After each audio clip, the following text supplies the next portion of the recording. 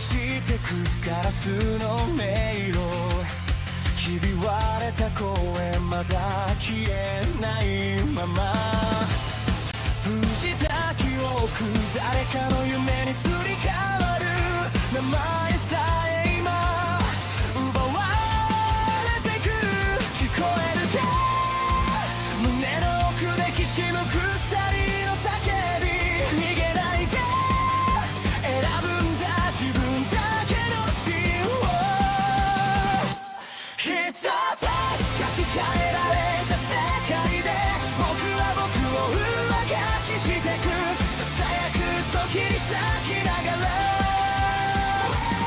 覚めないなら夢を燃やせ一つ操られたスターに君の本と響かせてかけ違えたストーリー今塗り替えてゆけ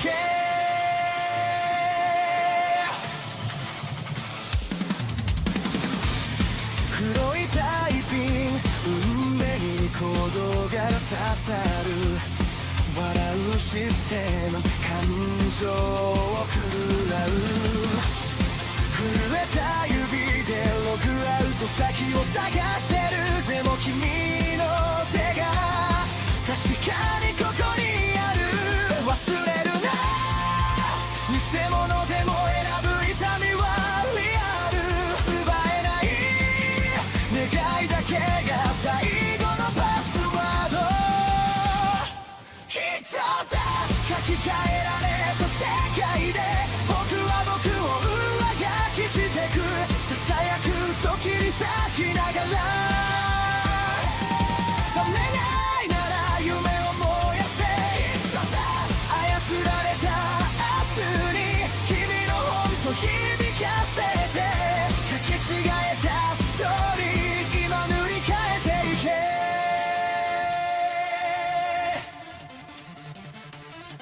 必殺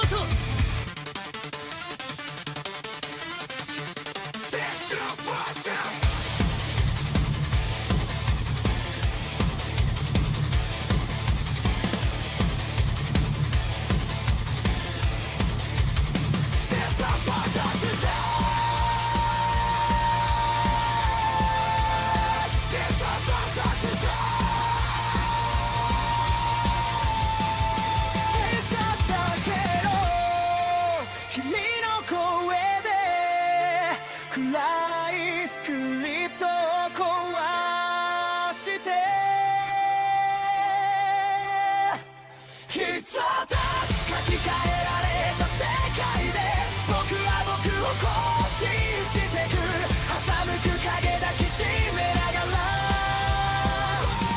傷ついても夢を離すな一つ操られた未来君と一緒に飛び越えて交差してくストーリー今始まりに帰ろう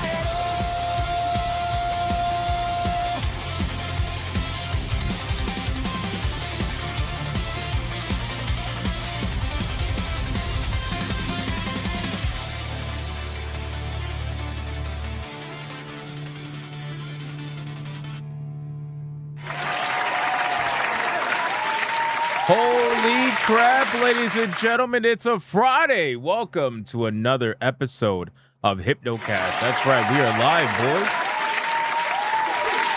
We are live, we are live, we are live. We're going to dive down the rabbit hole that is known as the internet. But before we do that, boys, what the fuck is this? The biggest choice in real Hypnotic's life.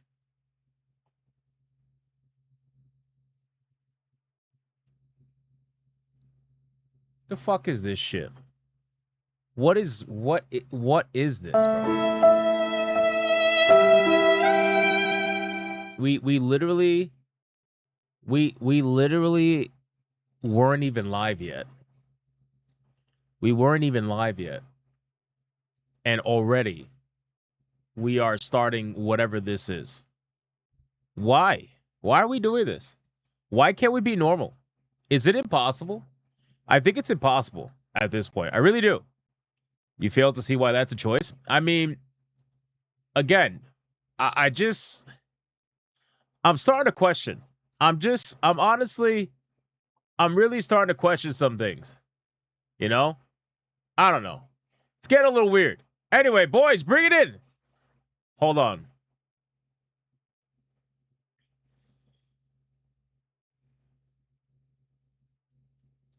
Leon working hard at Hypnotics Coffee Company.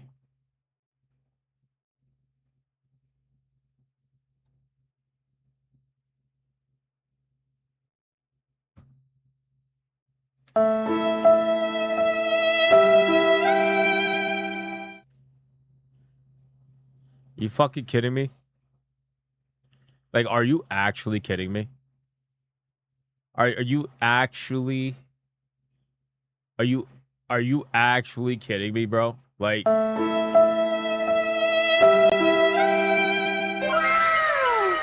holy shit. You know, I think AI was a major mistake. I think AI was a major mistake. I really do. I don't. Guys, bring it in, man. Bring it in. I don't know. What is wrong with each and every one of you? Seriously, what is going on with each and every single one of you crazy bastards? I don't know. I don't even know anymore. I just. Oh my God. Guys, it's Friday, all right? It's Friday. Today's supposed to be the day where we hug it out no matter what. We have you in comment, so you're blaming me. You're using me as the anchor for what is wrong with every single one of you? You're using me? You're blaming me for that? Wow. That's actually insane. Guys, listen very closely. If you're watching over on YouTube, like the stream. Do it. Do it right now. If you guys are watching over on Rumble, like the stream. Do it. And if you guys are watching anywhere else right now, that is impossible, and you are most likely an AI communist. Let's be real. You are gay! You know it's true. Guys, listen, we got to do the Big Army roll call. All right? There's no waifu battle today, boys. There is no waifu battle today. The only battle we're going to be having is how long is 16-bit dude going to last as the first boss of this stream for Hypnocast. He's getting low. He's getting low. He's at 180 HP out of 1,066, ladies and gentlemen. He's getting low, boys. So it looks like we're going to be crowning a new boss today. I don't know who it's going to be, but we're going to find out. We're going to find out, I'm sure, at some point. But there's no waifu battle today, boys. It is Friday. We're just going to have a grand old time. We're going to have a good time laughing at all the chaos. Hey, why are you pausing that? Oh, how long is he going to last? Oh, shit, that's pretty gay, right? That's pretty gay, right? Fuck, we should have paused that. Fuck, we should have paused that. Definitely. Anyway. Boys, listen. Let's do the Big Army roll call. Let's see who's in the chat right now. Hanging out with us on this beautiful, glorious Friday. It is a beautiful Friday. Let's see who is here. We got Signo in the chat. What's going on, Signo? How you doing? We got Hanny in the chat as well. What's going on, Hanny? We got Mr. Inferno. What's going on, Mr. Inferno? Mr. Melancholy. We got a lot of misters here. Shout out to Mr. Melancholy. We got I6969. I did not cause your flat tire. Let's stop lying, please. Frozen Dark's in the chat. What's going on, Frozen Dark? Hanny in the chat again. Ali Kusanagi's here. We got the fourth wall guy. We got Satsuda Shadow. She says, I'm basically the most behaved one here. True, which is saying a lot when you think about it. We got Tech Dragon in the chat, who is, by the way, Tech Dragon is the boss of Griffcast. He took over for being the boss of Griffcast. It was pretty damn amazing. He sniped it, and it was epic. Shout out to Tech Dragon. We got Blue Octopus screaming at the top of her lungs. What's going on, Blue? We got Too Cool Curry in the chat. What's going on, Too Cool Curry? We got D Smith in the chat. We got Commander Sonok is here. Midnight Mike is here. We got Kiteman is here. Dragatello is here. Black Tailgate is here. What's going on, man? We got PS5 Gamer in the chat. Sleeping Nova is in the chat. Beautiful Zexel's in the chat. Nick Havoc is here. We got, let me scroll down. Kurakami is here. We got Mr. Blue Cthulhu in the chat. What's going on, man? Shout out to Mr. Blue motherfucking Cthulhu. We got, let me scroll down. Paulo is here. What's going on, Paulo? Dietrich Honick is here. Oliver Adam is here. Dade404 is here. Dark Mages is here. What's going on, man? We got Janarthus is here. What's going on, Janarthus? How you doing? Fucking legend. We got Lewita Boop is here. We got Chaotic Holy is here. What's going on, Chaotic Holy? The True Aztec Warriors in the chat. What's going on, man? Adrian Hanma is in the chat. What's going on, Adrian? We got, let me scroll down a little bit. The Real Molly Pilot is here. What's going on, Real Molly Pilot? We got Moogle in the chat. We got Germs007. What's going on, man? We got Mornblade in the chat. Lucky Boy is in the chat. Our bot is in the chat. He better be. He better be working hard. We got Black Tailgate in the chat. Lady Titan Wasp is here. What's going on, Lady Titan Wasp? We got Felstaff in the chat saying, I aim to misbehave. Well, I guess we'll see. We got Bebop in the chat. We got Dragon Hans in the chat.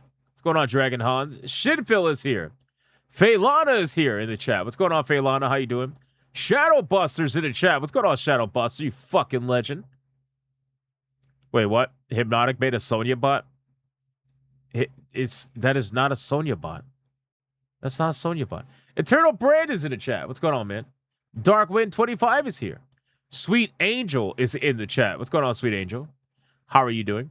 We got Jason Alator is here. I might be here, but where's the question? I guess we'll find out. We got Bio2Wolf saying, the fuck you doing? Well, right now I'm calling out names. And then we're going to do Super Chats. What the fuck are you doing? All right, boys, 4 more people. Then we got to get on with the show, man. Speaking of Sonya, we got Sonya Pantoya. Look at that. Sonya Pantoya is in the chat. Gaming Mason. Fuck you, Hypno, for denying my gifted game.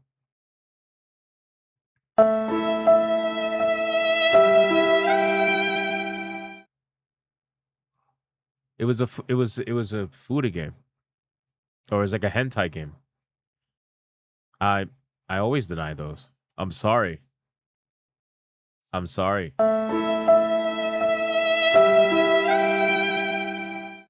Guys, 4 more people.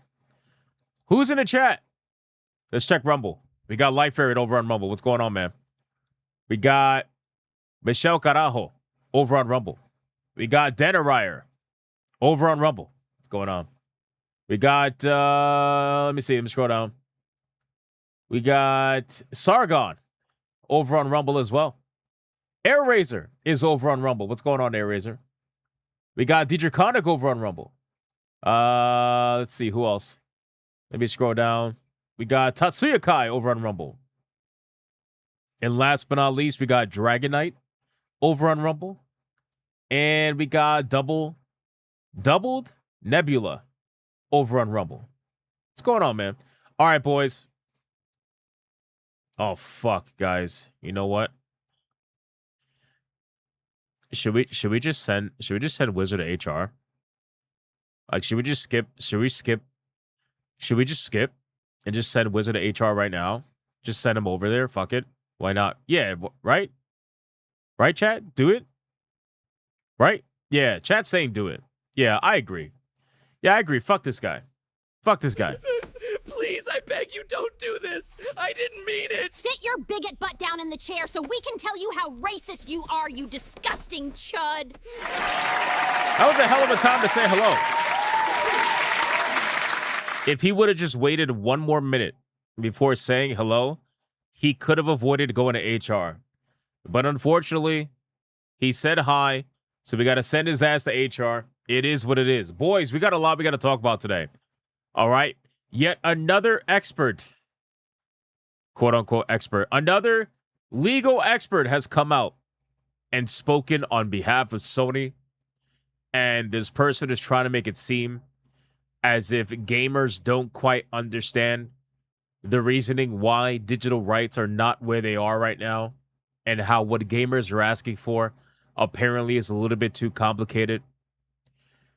Just randomly out of the blue, this random analyst, this random expert, whatever you want to call them, comes out and starts defending Sony, only to find out that there is ties to Sony. Yes, I know you're shocked. I know.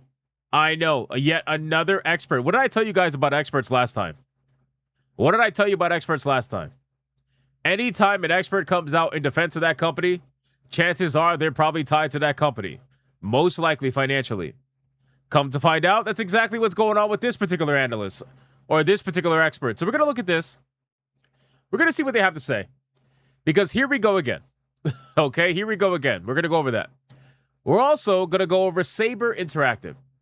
There was a story that was developing over the past couple of days that I didn't cover because I was waiting for more information to come out. At first, I thought it was bullshit. Apparently, it's not bullshit. Saber Interactive has completely and utterly felted a former employee. A trans employee that has decided that it was in their best interest to try to take down Saber Interactive by getting angry over the fact that they were fired halfway through development of a video game, and basically are trying to claim that they were replaced with AI. Saber Interactive has denied all the claims. This person got angry over the internet, and so Saber Interactive decided to respond in a way that completely falsely employed. It's going to blow your mind. Honestly, I thought the response was fake. Come to find out, it's not fake, actually. So it's pretty great. We're going to go over that. We're also going to talk about Beast of Reincarnation. I literally just got done playing Beast of Reincarnation. Let's just say it didn't go very well. And ironically, at the same time as that stream ends, come to find out that the director behind the game has apologized publicly for basically people's perception of the game not being that great. So we're going to go over that as well. We're going to go over Beast of Reincarnation. And we're going to go over a Laura Fryer video. Because ironically, I know we send people to HR, but she literally made a video with the title, HR needs to stay in their lane. And obviously, considering how much we send people to HR, I think we should go over that. I think we should check out that video. What do you guys think? I already know Tire King is going to say no. Tire King says he despises Laura Fryer. We already know that. But we're going to watch that video, and we got plenty of other fast topics that we could go over today, boys. We got no waifu battle, which means that we could cover a couple more topics without having to worry about time. We got all the time in the world today, boys. So are you ready? Am I ready? Are we ready? Is your booty hole ready? Are we going to light this shit up green, guys? We got a lot of gray people in the chat. Why is there so many fucking gray people in chat? Guys, memberships do crazy damage to the boss.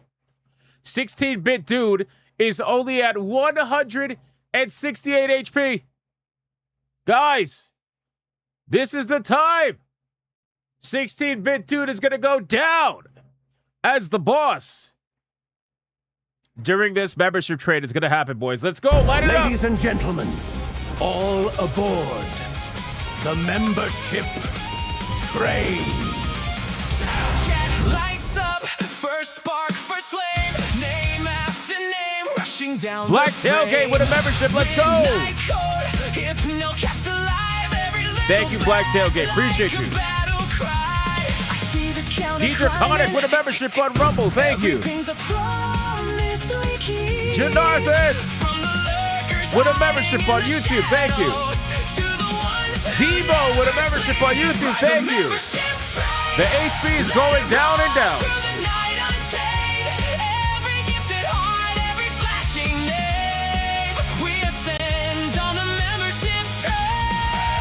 Ali Kusanagi with big damage. Big damage.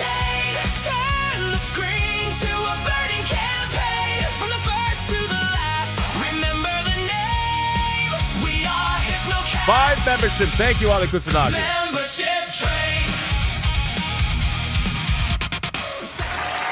Let's go. Shout out to Ali Kusanagi. Thank you for the 5 memberships, my man. I appreciate that very, very, very much. Boys, are we ready to get into the super chats? This is where things get a little bit awkward. All right. This is where things get a little bit weird. All right. Xavier stuck in a membership at the very end. Thank you, my man. Felsteph stuck in a membership at the very end. Thank you, Felstep. Appreciate that.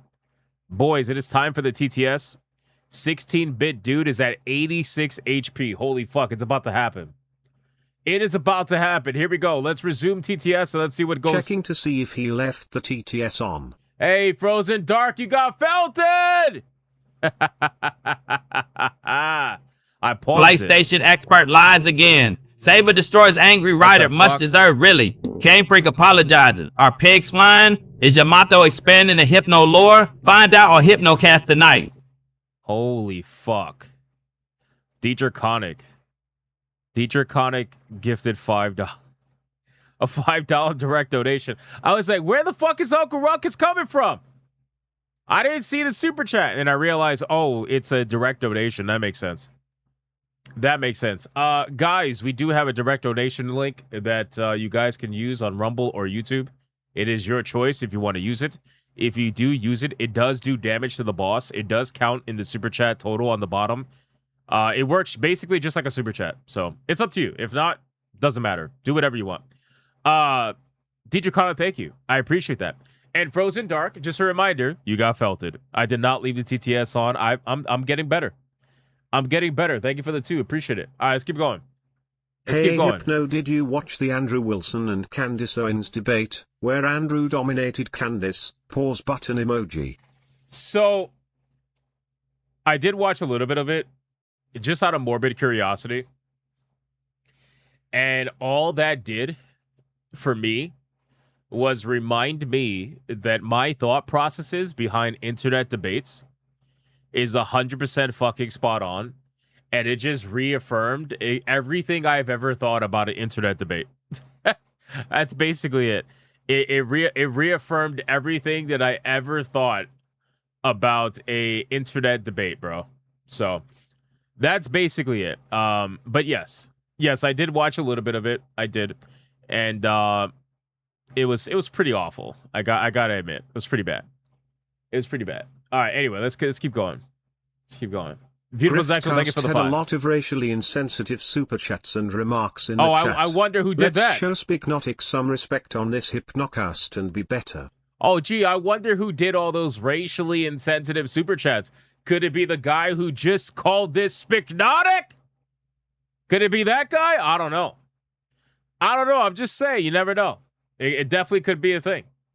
Subtle DVT, thank you for the $4.99. I appreciate that. Jesus fuck, man. We can trade Wizard to Yamato so we can free him. You want to trade Wizard to Yamato? I don't know about that, Beautiful Zexel. Thank you for the 2. Still on vacation. Nice. The amount of news about GTA, PlayStation or bad news about future of gaming is crazy. Janarth is, first off, enjoy your vacation. Thank you for hanging out with us on your vacay. That means a lot to us.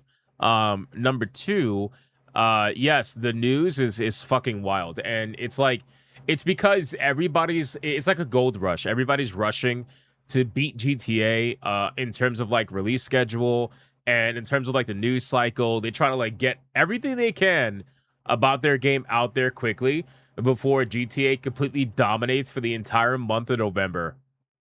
So it's a little bit chaotic right now. So it's a little bit crazy right now. But hey, I appreciate you, Janarthis. Thank you for 16 months of legendary status. Hypno is a Fucking train legend. expert. Smash, Leon, Wizard, Kaida. I'm a what? I'm a what expert? Thank you for the 189. I appreciate that. Oh, fuck. Oh, fuck. Fuck.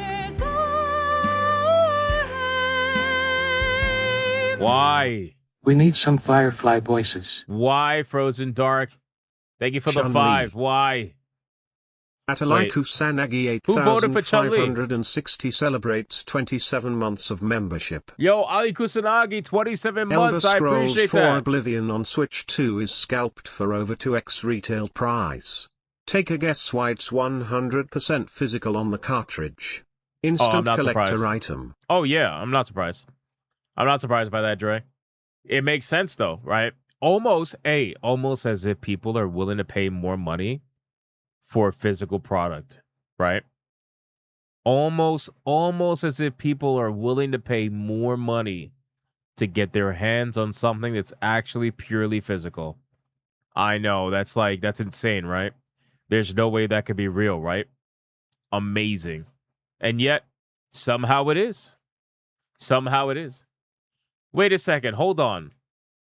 Dre, thank you for the 5. I was trying to find that super chat that said Chun-Li. And that super chat was a direct donation from Twisted Master for a $100 Red Boy Hyperbanger. We have ourselves a red boy. Hyper! He's the new boss. He sniped it.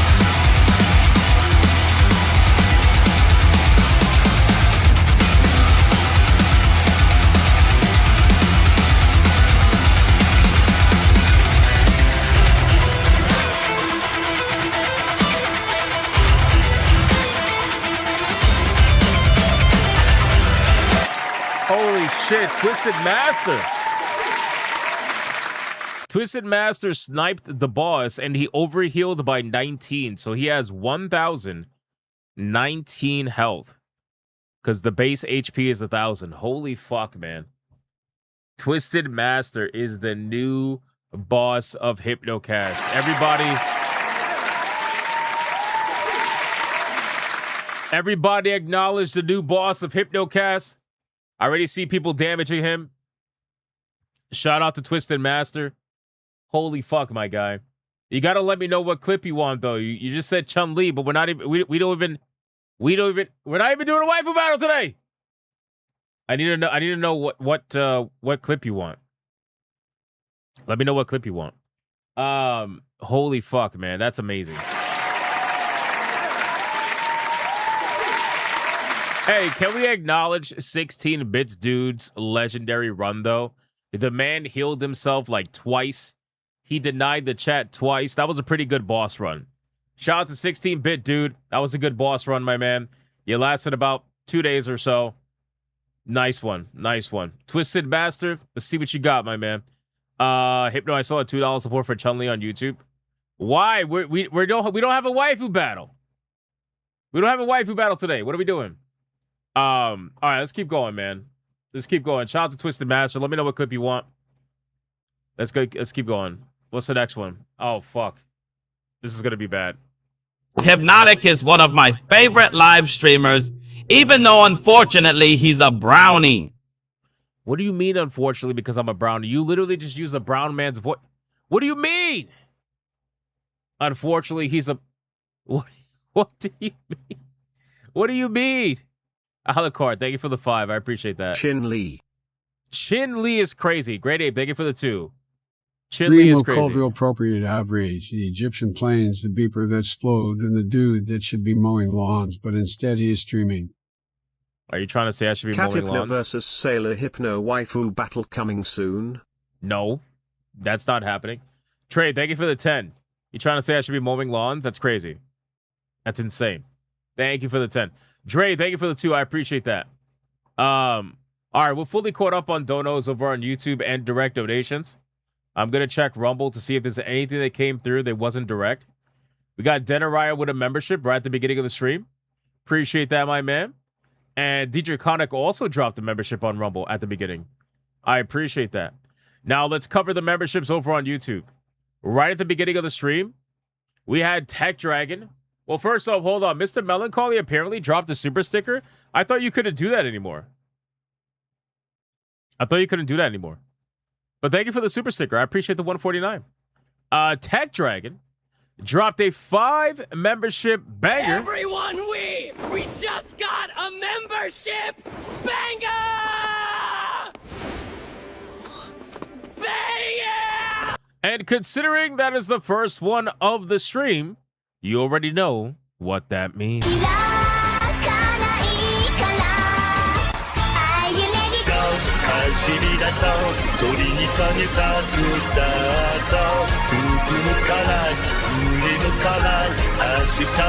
It means because of YouTube terms of service, I can't use racial slurs here. No, go cut my grass, boy.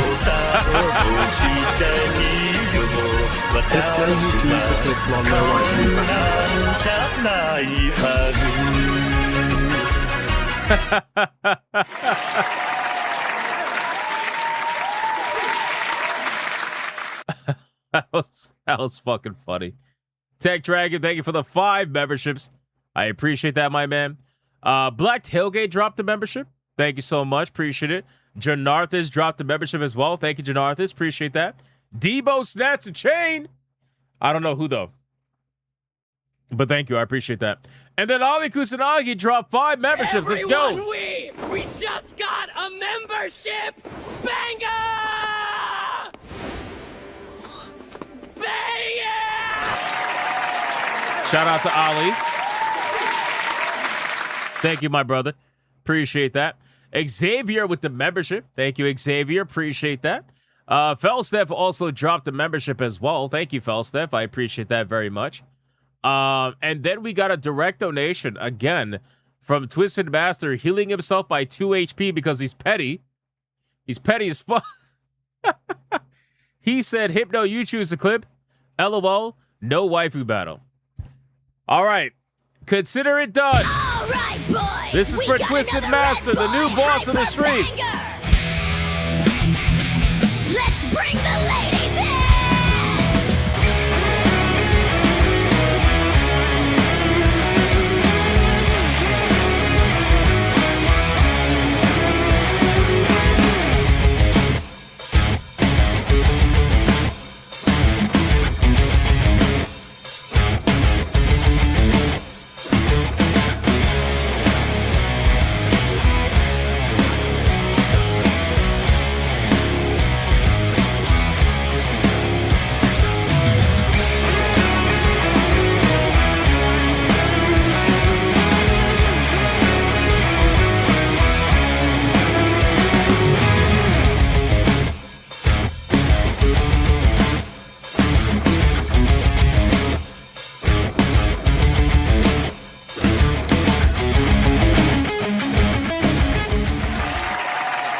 Go.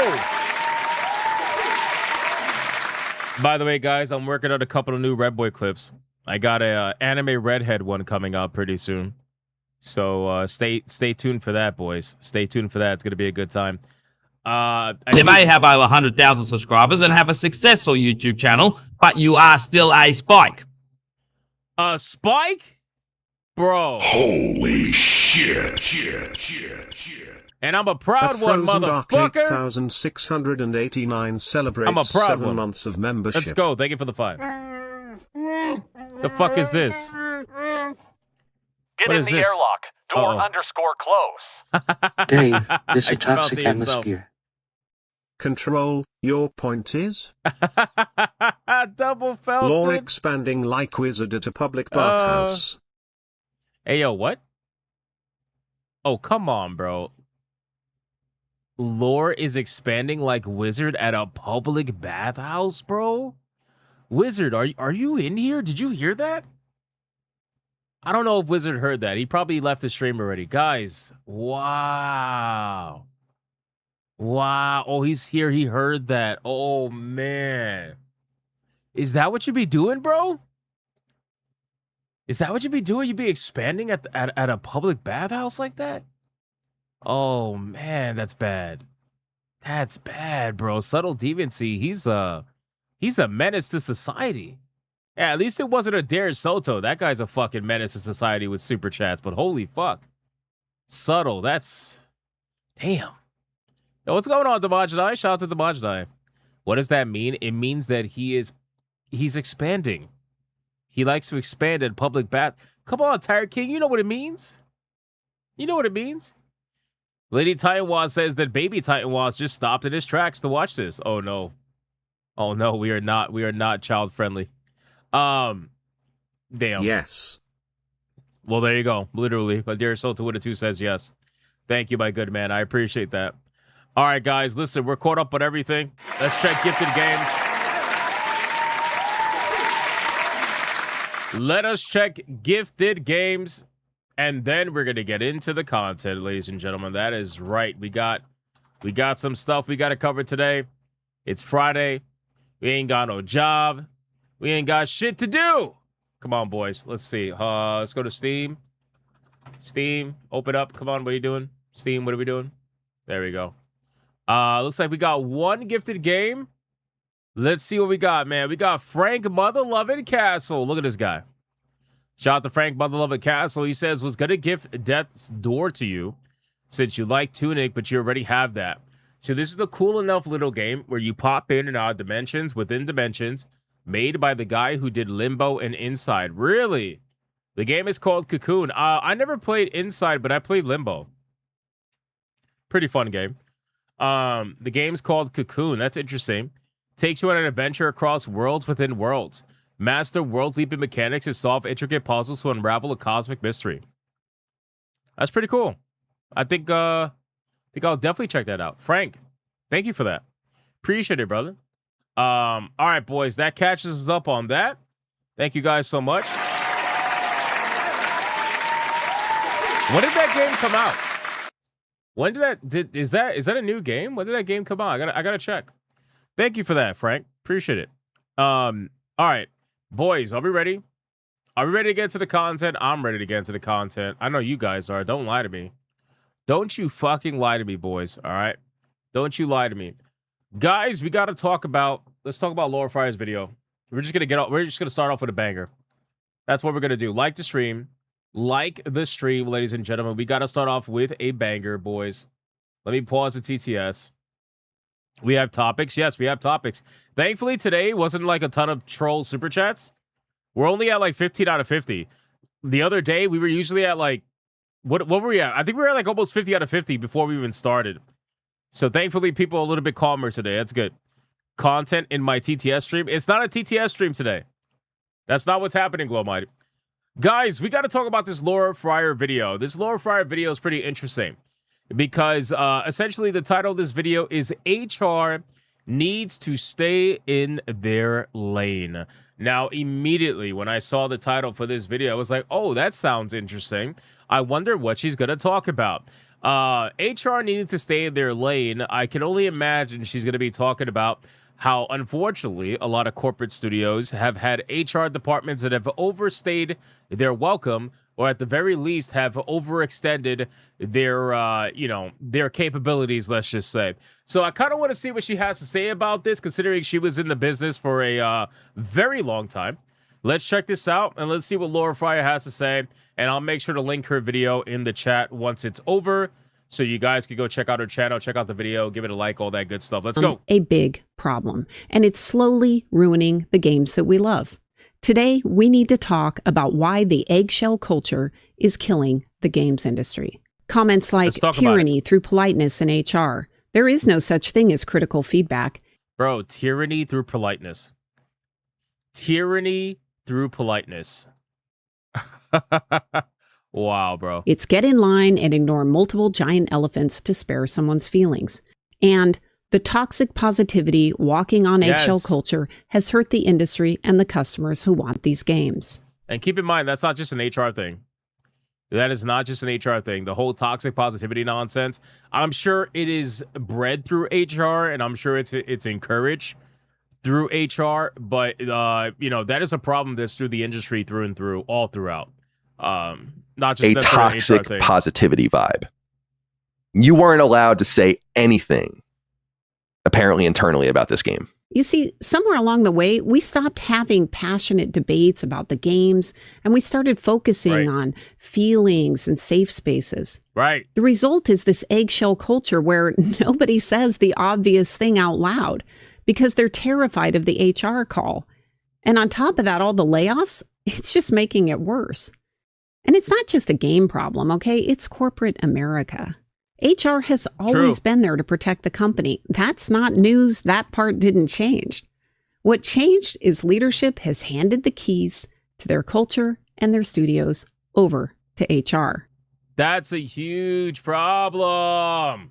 That's exactly the problem. Right? HR was always there to handle the dirty work and protect the company, but the culture of the company, the culture of the employees, the essence of what makes the company tick, that shouldn't be in the hands of the people that do things like HR. HR is already HR is already a place that most people don't want to go, unless you're my chat that loves to go to HR for some reason. But aside from that, like it shouldn't be controlling your culture, because the moment it does, it is going to be the most fakest, toxic positivity bullshit culture that you could possibly imagine yourself in. And nobody wants to be in that scenario, because all it does is it forces people into a bubble that they don't ever want to come out of, because at that point, if you even dare go outside of the bubble, forget about it. It's over. You're gonna be exiled. You'll be fired immediately. Imagine a world where HR is not just a support function, but a catalyst for innovation. Ew. A world where Ew. HR leaders are not thought of as the policy police, but as visionaries shaping the future of work. Ew. So today, I want to talk about how that happened, and I want to share some real-world examples and ask whether or not there's a way back to an environment where people can just talk about the game and have constructive debate. Nobody wants whatever the fuck that woman was just selling. Stay in your place, bro. Like, realistically, stay in your... This is what happens when you got certain departments that think they're fucking God. And it's because they're usually the ones that control whether you live or die at a company. And once these women in HR get this level of power, it goes to their head and they start to think that they're visionaries or some shit. You motherfuckers aren't visionaries, bro. You're not visionaries. You're just HR, bro. Like, push the paperwork and relax. Let's stop the nonsense here. Stop I the power believed trip. in these people. And when human beings are treated in a way that they are capable of more, they rise to the occasion. If you'd asked me 20 Oh my years God. ago if I'd be... She felt so powerful saying that. She's like, yeah, if we just treat these people like humans and we give them the opportunity to be more, then they will be more. Oh, you're such a visionary. You're amazing at this. making Wow. this video, I would have laughed out loud. I loved my HR team. They gave good advice and they were very helpful. Okay, I had some real people problems and they dug in with me and we were able to solve them. We had the same mindset. We knew that we were there to serve and support the team, to support the people making the game. For example, when can we send HR to HR? Can we send HR to HR? Is that possible? Like, is that a thing? Can that be? Like, what happens when HR needs to be investigated? This is a bad pause, by the way. I'm sorry to whoever this guy is. We got to send HR to HR. I remembered one guy on my team was totally dropping the ball. I spoke with HR about it. I was coaching him. Eventually, we ended up moving him onto a team that wasn't shipping in the near term. Years later... Oh, so you actually held the guy accountable? Wow, I know. That's like a crazy concept these days. What do you mean you held somebody accountable at the studio? What? That's not allowed. Well, I mean, if he's a cis white male, then I guess it is allowed. You're allowed to hold him accountable. But, you know, if it's anybody else, then no, you can't do that. He was back to shipping, and I found out that what had happened was that he was going through a tough divorce. So HR really helped. They got him into a role, a less demanding position, so that he could work through it. It was a win for everyone. Fast forward 15 years, and I'm arguing with my HR team because they said posting a job titled Senior Technical Artist was considered offensive. What? She was worried that it would offend elderly people. Oh my God, bro. What? What? What old person? What fucking... Are you kidding me? What old person is going to look at a position called senior technical artist? They're going to be like, oh, wow, that's really offensive. Why would you call that senior? Are you fucking kidding me? And on top of that, too, chances are the older the person is, the less likely they're going to get offended by some of the most bullshit, like, oh my God, dude, there's no way that's real, right? There's no way that's real? That's real, isn't it? Holy shit, dude. Wow. At first, You're just making up problems. You're just really making up problems. Like, it is literally HR making up problems to justify their existence. There's not a single person on this planet that ever got offended at the term senior. Wow, bro. All right. Anyway, I guess. Thought someone was Wow. playing a joke on me, but it was real. Now imagine how the technical art lead felt having to have that conversation about something that was clearly so ridiculous. That's insane. But it wasn't just my office. It was. Wait, so somebody actually pulled. Wait, so HR pulled an employee into the office over the titling of a senior technical artist? I'm not going to lie, bro. If I got pulled into the office for some bullshit like, hey, man, you know, calling it senior technical artist is offensive. Honestly, I would have laughed my ass off right at that office. If I would have got fired, it is what it is. It is what it is at this point. Because there's no way that you're going to sit me down for a serious conversation. There's no way. I'm not even kidding, bro. I've had similar conversations like this, not over this. But I'm so serious. Like, I'm gonna look at you. I'm going to look at you like another adult and be like, you really having this conversation right now? This is real? You try to call this this is real? This is what you're finding problem? Nah, bro. Just fire me now. Just fire. That's why Hypno had to become a YouTuber. No, bro. Just fire me now. Because there's no fucking way. There's no way that we're having this conversation as two supposedly grown-ass adults. There's just no way that's a thing. It's everywhere.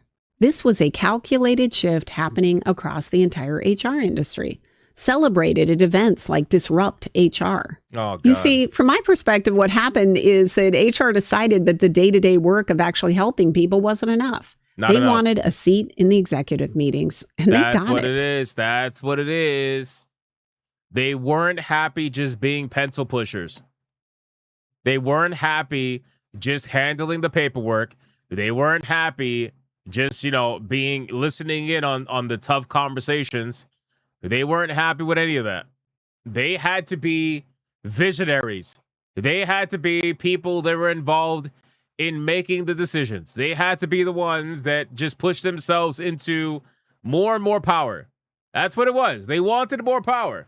They didn't have enough. They wanted control over the people. They wanted to make it feel like, they were kind of controlling people by strings. That's basically what it was. Today, most executives have HR sitting in, influencing decisions and driving cultural change. And a lot of them want to run the entire company. I have a dream. Oh, shut the fuck up. I have a dream that HR is...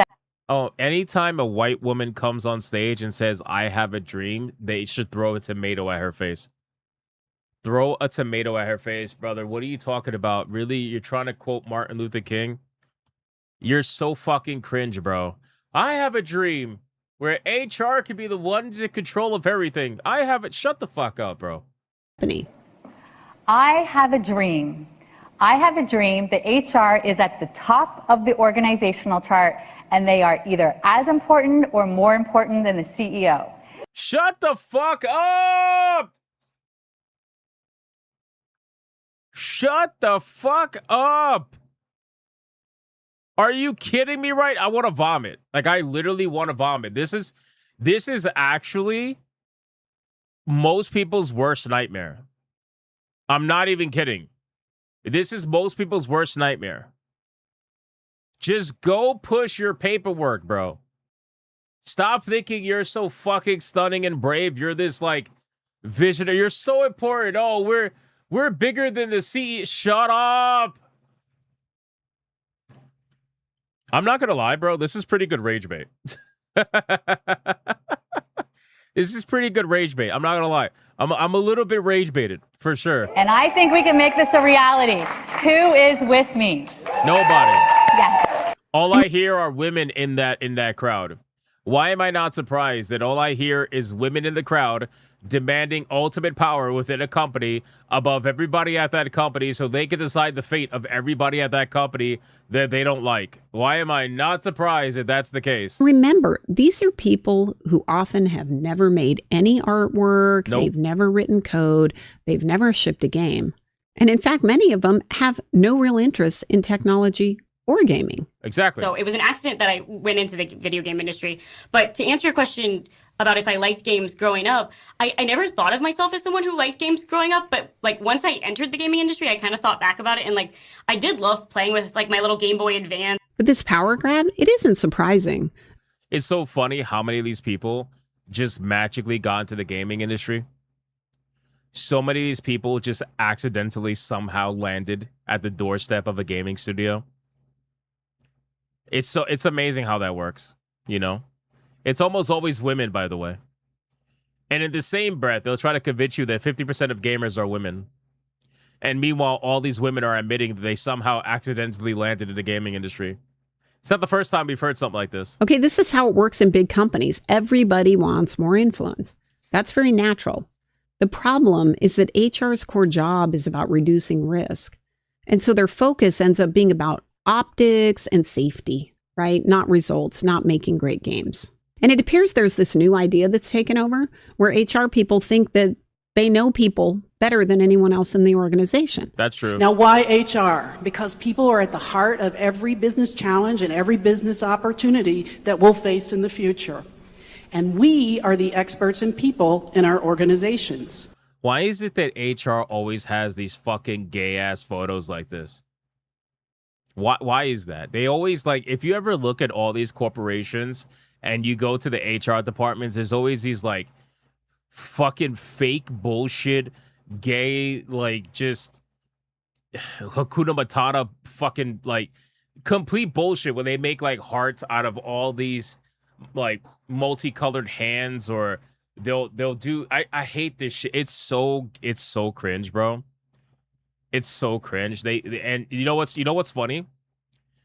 Anybody who's worked a corporate job, right? You guys could probably back up what I'm about to say. But anybody who's worked a job that has a pretty big HR department, they can have all this stuff around their department. They can have all this kumbaya bullshit, right, all around the department. But you know and I know that most people view most of the people in HR as complete fucking psychopaths. Most of them are some of the worst people in the company. Most of them are some of the people that you can't even speak to. Like, they just have no social skills. They have no communication skills whatsoever, ironically. They're just some of the worst people in the entire company on average. And this happens pretty much almost everywhere. And it's because people that work at HR somehow feel invincible to all the social rules that they put on everybody else. They're also the ones that talk about all your private business to everybody at the company because they know everybody's business, because obviously it's HR, right? So they know everybody's, like, you know, whatever little personal conversations that happen and things like that, because women gossip. So it literally gets out to everybody. Everybody. It's like they're literally some of the worst people in most of these companies. And yet they're the first ones to be like, yeah, HR should be in charge because, like, we know people and we're so liked. We love everybody. We're so cool. We're a great team. Like, nobody believes you, bro. People are at the heart of every business challenge and every business opportunity that we'll face in the future. Sure. And we are the experts and people in our organizations. Or at least we should be. But clearly, based on the comments I've read and what I've seen in the industry, this is not the case. Because game makers aren't happy. And it's simple. Right. Makers are happiest when they are making. They don't want endless meetings about safe spaces. Okay, they want to obsess over their art or their code. They don't want an environment where they feel like they're walking on eggshells. And people just can't work that way. It creates environments with no soul and no passion. True. It broke my heart when I read this comment from an environment artist. Uh-oh. I am a yes man, and so are the rest of my coworkers. It feels like I really can't give honest feedback or push back. I've seen so many others fired or written up to the point that everyone stays quiet now so they can keep their jobs. That's crazy. How great of a game are you going to make when you're in an environment that is... Imagine having to work like that. Imagine having to work like that where you're so tied that you can't say a single fucking thing. And all you have to do is just sit there and be a good yes man while you watch everything else burn around you. It's toxic positivity at its finest, man. It's literally what it is. And the sad thing is that probably 95%, if I had to put a number on it, I know it might sound crazy, but probably 95% of the people that work in corporate gaming right now, AAA gaming, are probably feeling exactly like that. Pretty much. So toxic that the only way to keep your job is to sit quietly and watch the circus around you. Right, and then the circus ends up causing studio layoffs, so you end up getting fired anyway. All you do is end up delaying your inevitable firing instead of trying to say something and risking your job. That's all you're doing. It's just you're just delaying the inevitable. And it's not just feedback on the work. It hits performance too. Performance feedback from managers. A few years ago, I was having coffee with a friend and he told me this story.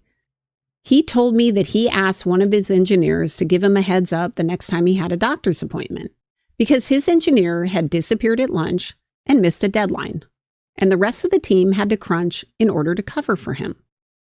Completely reasonable request from my perspective. Well, apparently not. My friend was pulled into an HR office and told that that wasn't allowed, that he wasn't allowed to ask his staff to give him a heads up before they disappeared from the office. And something similar actually happened to me. I had this employee who wasn't performing well. The whole team knew it. I had mountains of email. It had been going on for weeks. I'd spoken to the person. I was trying to coach them through it, but it wasn't working. And my goal was to get this person moved into a role that actually took advantage of their knowledge. They were just out of their depth. I had seen them perform in the past, but they were in the wrong role. And my whole team knew it. Instead of helping me land this person like my previous HR would have, they actually decided I was the problem. And so HR pulled me into a meeting. I'll call it a struggle session, really, to pressure me to change my mind.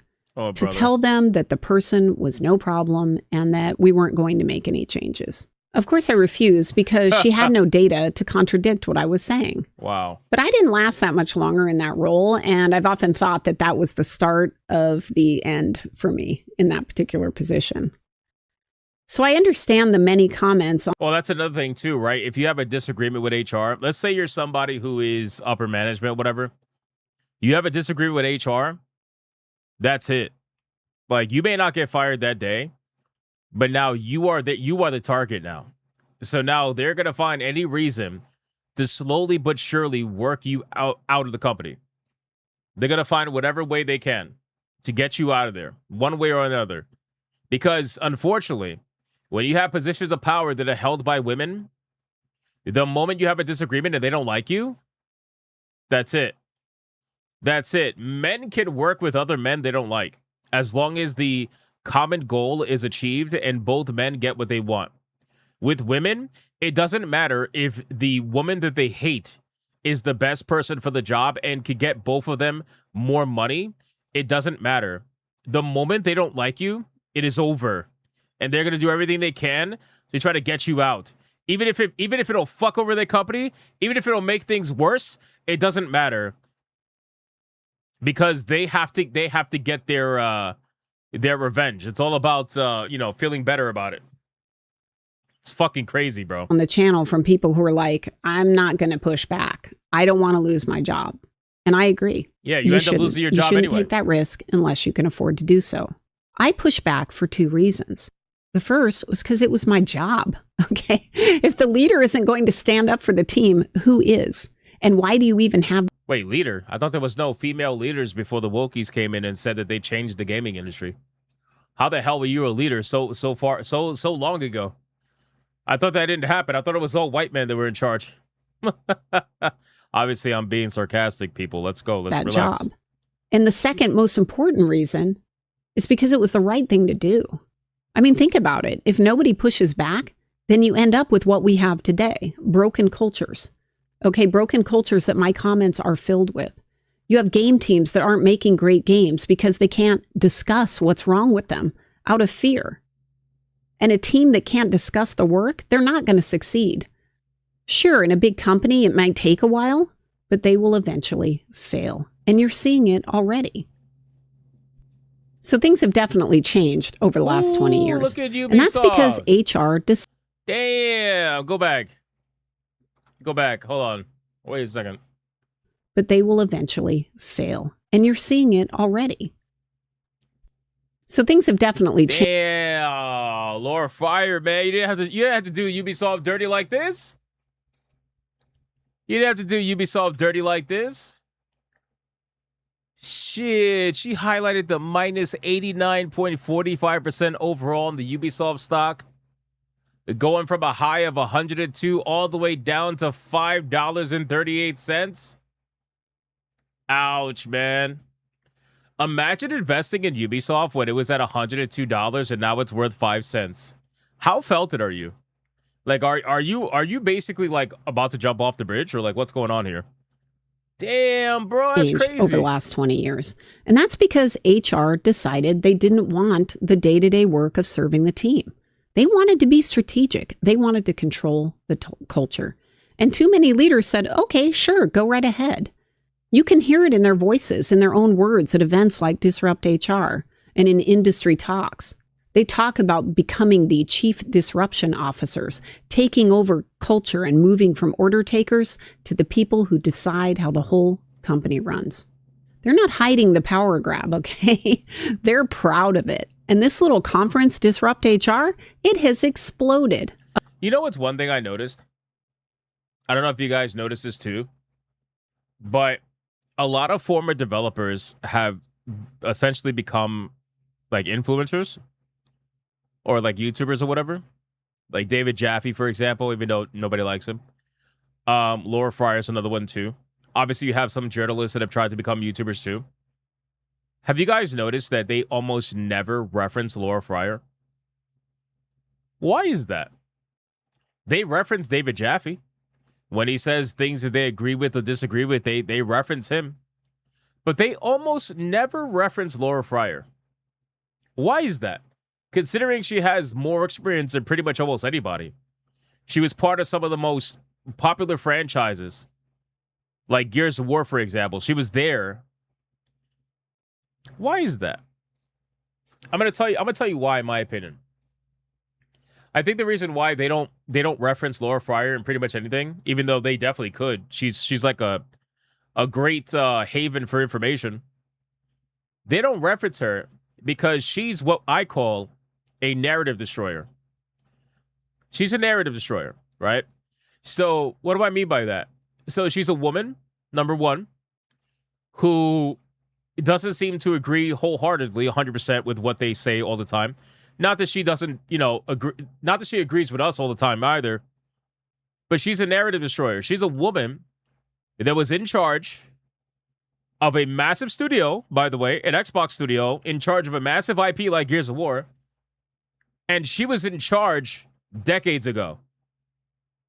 She was in charge at a time where journos were trying to convince you that women in leadership or women in gaming didn't exist. That women only existed in gaming recently. That it was a white man's world. Decades ago, it was a white man's world or whatever. Meanwhile, here you have Laura Fryer, who was a leader for fucking decades. And she never gets referenced. They barely talk about what she says, if they talk about her at all. Just saying. I'm just saying. It's pretty obvious, Anyway, let's keep going. Across the globe. And we've seen the results. Honest disagreement got labeled dangerous. The creative weirdos who obsess over games until 4 a.m. either got filtered out or learned to stay quiet. Yep. And what's left is a lot of people walking on eggshells. HR got all the power in the world, and then HR got rid of the nerds. That's what it is. HR got rid of the nerds that were actually making video games, and then they brought in their friends that wanted nothing to do with the games industry until they found out how much money they can make in the games industry. And then they're like, okay, well, I could do that. Sounds like a pretty sweet job. You mean to tell me I get to sit on my ass all day and pretty much never get held accountable for anything? And you're going to have my back, right? Right, Emily? Over at HR, you're going to have my back, right? They got rid of the nerds. Because the nerds were just a little bit too toxic. You know why? Because if you went to the nerds and say, hey, we should change this. And the nerd is like, well, that's fucking stupid. That goes against this, and this. Well, the HR ladies, they were like, well, we want to change it. And so Emily was like, no, we got to change it. And the nerds are like, no, we can't change it. That's lore. They got rid of him. That's what it was. They got rid of him. It's crazy. Great games have always needed friction, but let me be clear, not toxicity, Fucking Emily, not man. personal attacks, just honest debate about the work. This isn't good enough. This idea is broken. True. We can do better. A developer on my channel put it perfectly. Small teams that get along don't even call it friction. It's called Tuesday. That used to be normal. If feathers got ruffled in a meeting, you'd grab to two people afterwards and you'd work it out. Get some apologies if needed and a commitment to do better. You say Augie's gonna have to commit to something? You definitely need to have a thick skin. But look, it's not hopeless, and it doesn't have to stay that way. Some companies are actually figuring it out. The CEO of Bolt fired his entire HR department. Let's go! And, we had an HR team, right? And that HR team was creating problems. Yes! That didn't exist. Yes! And in what regard? And those problems disappeared when I let them go. Yes! Space!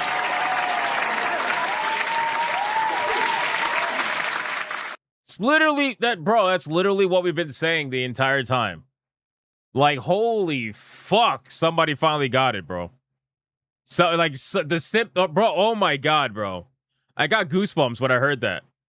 But he was like, I fired them and all the problems went away. Gee, I wonder why that is. I wonder why that. I want to hear that again.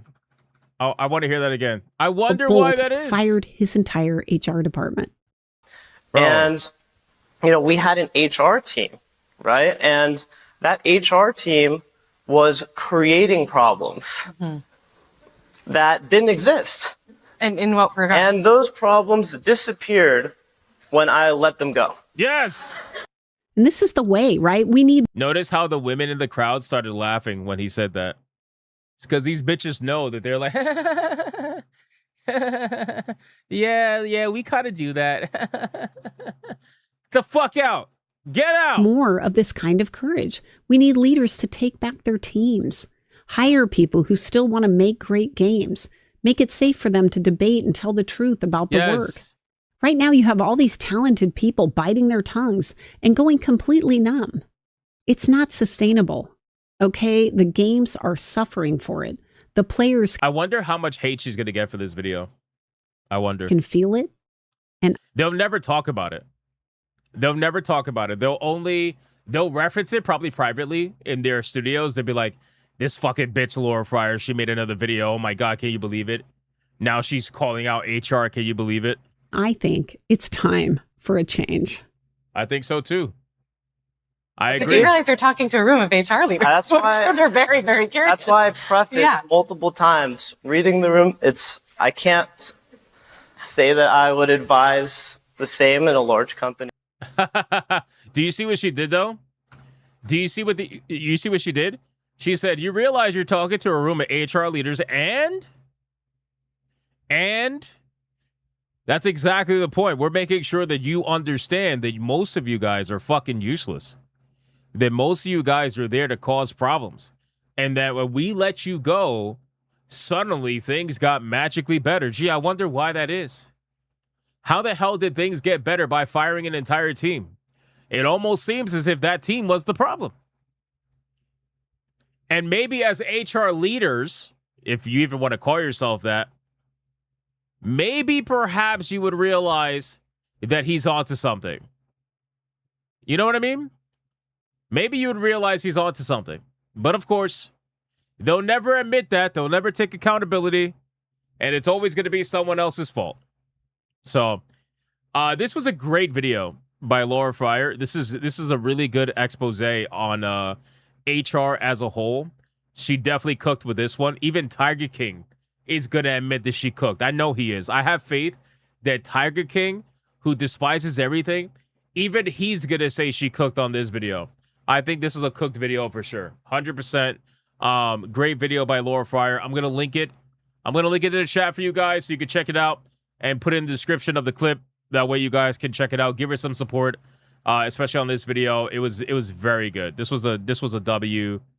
This was a W video. See, Tiger King says it's good. Look at that, boys. Tiger King. We got the Tiger King seal of approval. Guys, it doesn't get better than that. It does not get better than that, boys. The Tiger King seal of approval. Let's go. W's. He despises how much he agrees. Exactly. Exactly. That's exactly what it is, bro. Holy shit. Tiger King approved. That's great. We did it, boys. We finally did it. Let's resume TTS. Let's see what you guys got to say about this I particular was this story. close to taking the boss down myself. I Hey, picked yo. the wrong episode of Hypnocast to be late to. How dare you be late? HR Secret people are Final Boss, already thank you on for the the power 12. trip. Let's not give them more. I know, it's fucking awful. Like, every company's like this. It's so bad. What do you call a Puerto Rican with a power washer? Spick and span. Wow, you're Woke funny. racism at its finest. You're funny. Thank you for the 5 and the 2. I appreciate that. You're funny.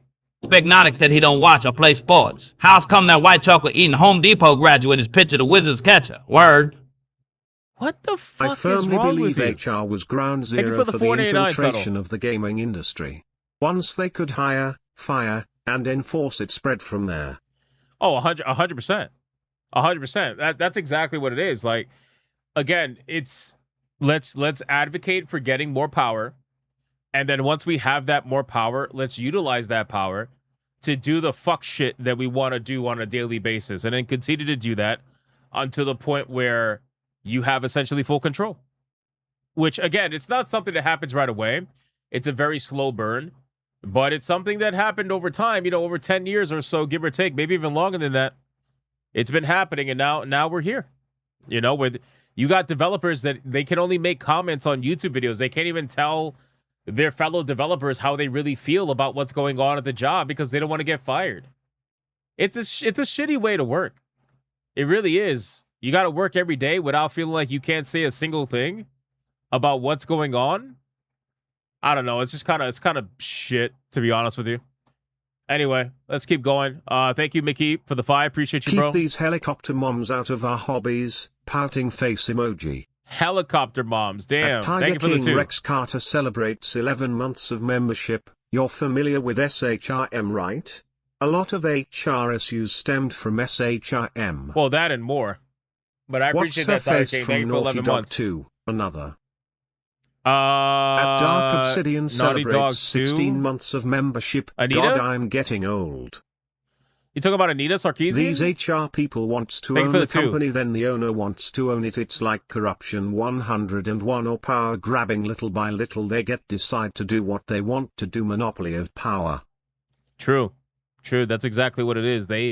Again, this is why it's almost cult-like, where whoever they bring into HR, they have to make sure that person that they bring into HR has complete obedience to whatever the ideology is that overtakes that particular HR department. If you don't, you're just not there. Like, you're not gonna get hired. And if you somehow did get hired, you're not gonna last very long. You got to make sure that you are in lockstep. And you also got to make sure that you're willing to cover up a lot of shit. Because HR will cover up a lot of shit for the people that they're personally invested in. But the people that they don't like, nope. You are out of there. Sooner rather than later. Dark Obsidian, thank you for the 16 months, my man.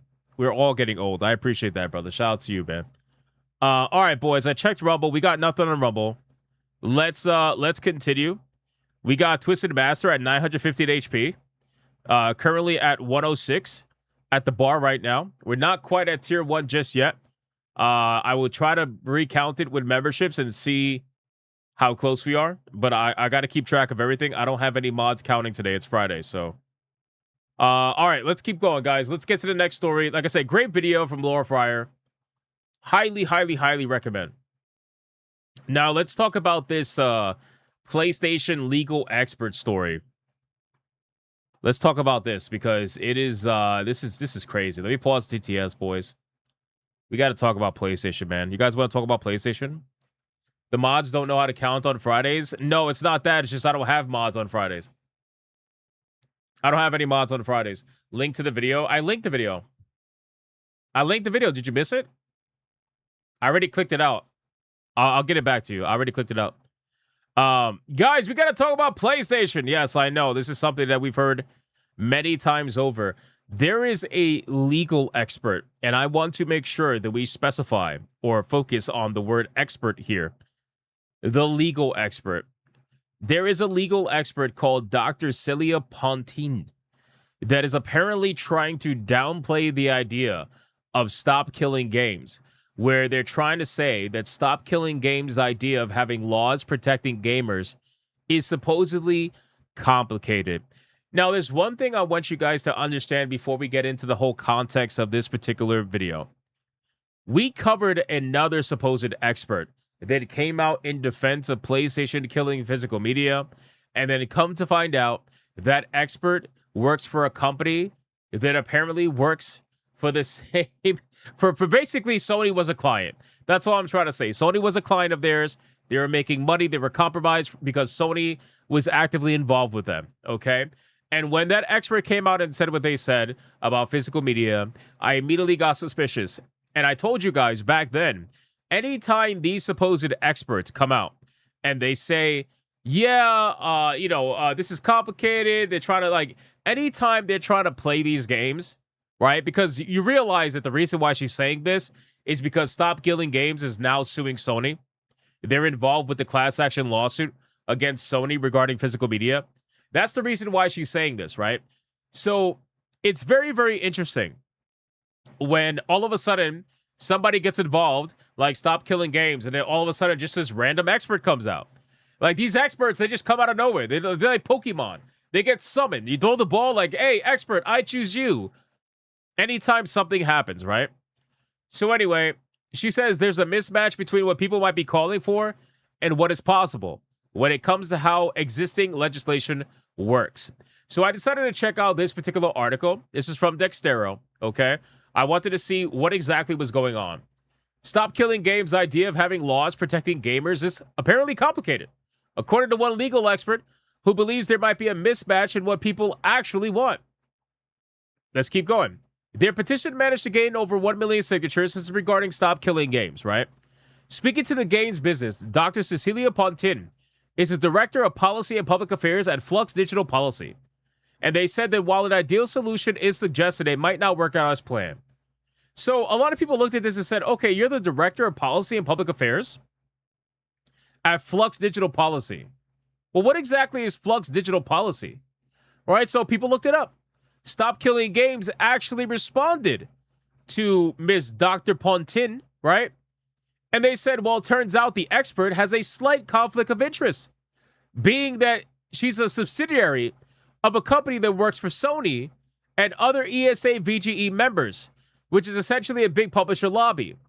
Guys, Flux Digital Policy, if you look and you look at what they do, you realize that they're actually tied to Sony, which is crazy. What are we doing, bro? This is insane. They're actually a subsidiary and tied to Sony. I almost question if this person is even a lawyer to begin with. Like, why exactly are we giving legal expert? Are you a lawyer? Anyway, so let's go back to the article. Let's read what she actually has to say, okay? So let's scroll down. One of the concerns is that there's a mismatch between what people might be calling for and what is possible. Not necessarily just technologically, but also when it comes to how existing legislation works, whether that's consumer protection or IP law, as well as the practical implementation of it. Why is it so hard? I don't understand. Why is it so difficult? Why is it so hard to suddenly implement digital rights in the same manner as we have consumer rights for physical products? Why is it so difficult? Why is it suddenly complicated? Why does it become a complicated relationship? I don't understand. I need you to explain that. A lot of this is complicated, particularly when you're trying to apply a solution across a really diverse industry. And diverse in terms of the type of game and not just genres, but whether they're multiplayer or single player or require lobbies or the server architecture and the technology that lies behind that. They've already detailed exactly what they want. Stop Killing Games has explained that they're not asking you to continue supporting the game endlessly until you're dead. What they're asking you is to enable a way for players to be able to continue supporting the game on their own, whether it's through private servers for multiplayer games, or whether it's the ability to have an offline mode for games that were previously online only. Kind of similar to what they've done to other video games already. Look at what they did to Suicide Squad Kill the Justice League. They allowed you to play the game offline after the game died as an online-only game. Having these kind of things be in place should not be complicated. This should not be difficult. But they want to pretend like they don't understand the request. They want to pretend like they don't understand the conversation, which, to be fair, this is like the tactic they use for pretty much everything. They want to pretend like they don't understand so that discourse cannot happen, so that the conversation cannot actually continue, so that people can't talk about this stuff, and we can actually make some progress. They'd rather just sit here and pretend like, well, you know, it's complicated. What they're asking for may not be possible. You don't even know what they're asking for. Clearly, if you're thinking that we're asking you to support the game forever, because that's not what's happening here. We're not stupid. So anyway, let's continue. If you scroll down, that's her video here. It says she also stated that it's not straightforward for players to take over some copyrighted IP from developers to do it themselves. Ponton noted that there is already a framework for dealing with these sort of things, but added that the campaign has made people more aware of their rights when it comes to purchasing digital media. Both Rockstar and Sony have come under fire for their separate decisions on ditching physical discs. Yeah, I'm sure it's totally separate. I'm sure they both at the same time decided to do the same exact thing. And they arrived at this decision separately with no influence whatsoever from either party. Yeah, I'm sure. This is the kind of shit that Xterra wants you to fucking believe, bro. They want you to believe that it was a totally separate decision to do. Yeah, okay. Okay, bro, come on. Like, who are you really trying to fool here? Anyway, so Stop Killing Games responded. And they said, what the fuck is this gaslighting now? It's complicated. People's favorite playbook for preventing any real debate. Well, explain to us. Why is it so complicated? We've been trying to publicly debate the industry for a year now, or over a year now. These people lied to the Senate. They meet the commission at an invite-only dinner and publish misleading articles, but never once have they addressed their own community directly. There's a mismatch between how a dialogue is supposed to work and how it actually is working right now. And basically quote tweeting the Dextero article showcasing this entire bullshit. So again, guys, even Legendary Drops jumps in on this. It's complicated. Bullshit. It wasn't complicated for the first 30 years of the industry when the games were physical. But now it's complicated because they're digital. It's only complicated because everyone's allergic to holding corporations accountable. That's exactly what it is. He's not wrong. At the end of the day, man, this is not a complicated conversation. This is not a complicated scenario. This is not, we're not asking for you to cut off your toes or anything like that. Like, this is not complicated. You are making it complicated because you don't want to do what you know you should be doing, which is giving people more digital rights, which is stopping this whole nonsense about it's a license and all this bullshit. You know what you're doing is bullshit. You know that you're trying to go into your digital future because it'll enable you to do it. And again, guys, speaking of Sony, Sony is currently coming up with their own currency so that you can buy their currency in order to be able to utilize their store. They essentially want to create their store into a battle pass where if you were to get a refund, you're going to get a refund in the fake currency and you're not going to get a refund in the money that you actually spent. They want to be able to keep every single dollar they take from you with no means for you to get it back whatsoever, even if you don't like the product, which again, they don't even have a good refund policy to begin with. This situation is insane, boys. And again, looking at this article, you can clearly see that this nonsense is them purposely trying to misunderstand the actual topic at hand. I could play the video. I don't think much is going to come from it. It's a long-ass video. Let me see if they have timestamps. Let's see. We got this person showing up. Let's see. Right here. Here we go. Sound like we're being down on it. But I understand in various trade body meetings and that kind of thing. And have you been involved in those conversations and stuff? Yeah, so there are definitely a lot of conversations happening around this at a policy level, and I've been lucky enough to be part of those. And it is, I think it's a mark of how seriously it is being taken, and that it's not just a side issue that's being punted away. You know, people are talking about this and are really trying to find the way forward that works practically and legally and gives the industry on both sides what it needs. Yeah. Well, this ties into what I was going to ask, because isn't it amazing that this is only being taken seriously because essentially Ubisoft had to get sued, and the crew was basically the catalyst for this entire movement.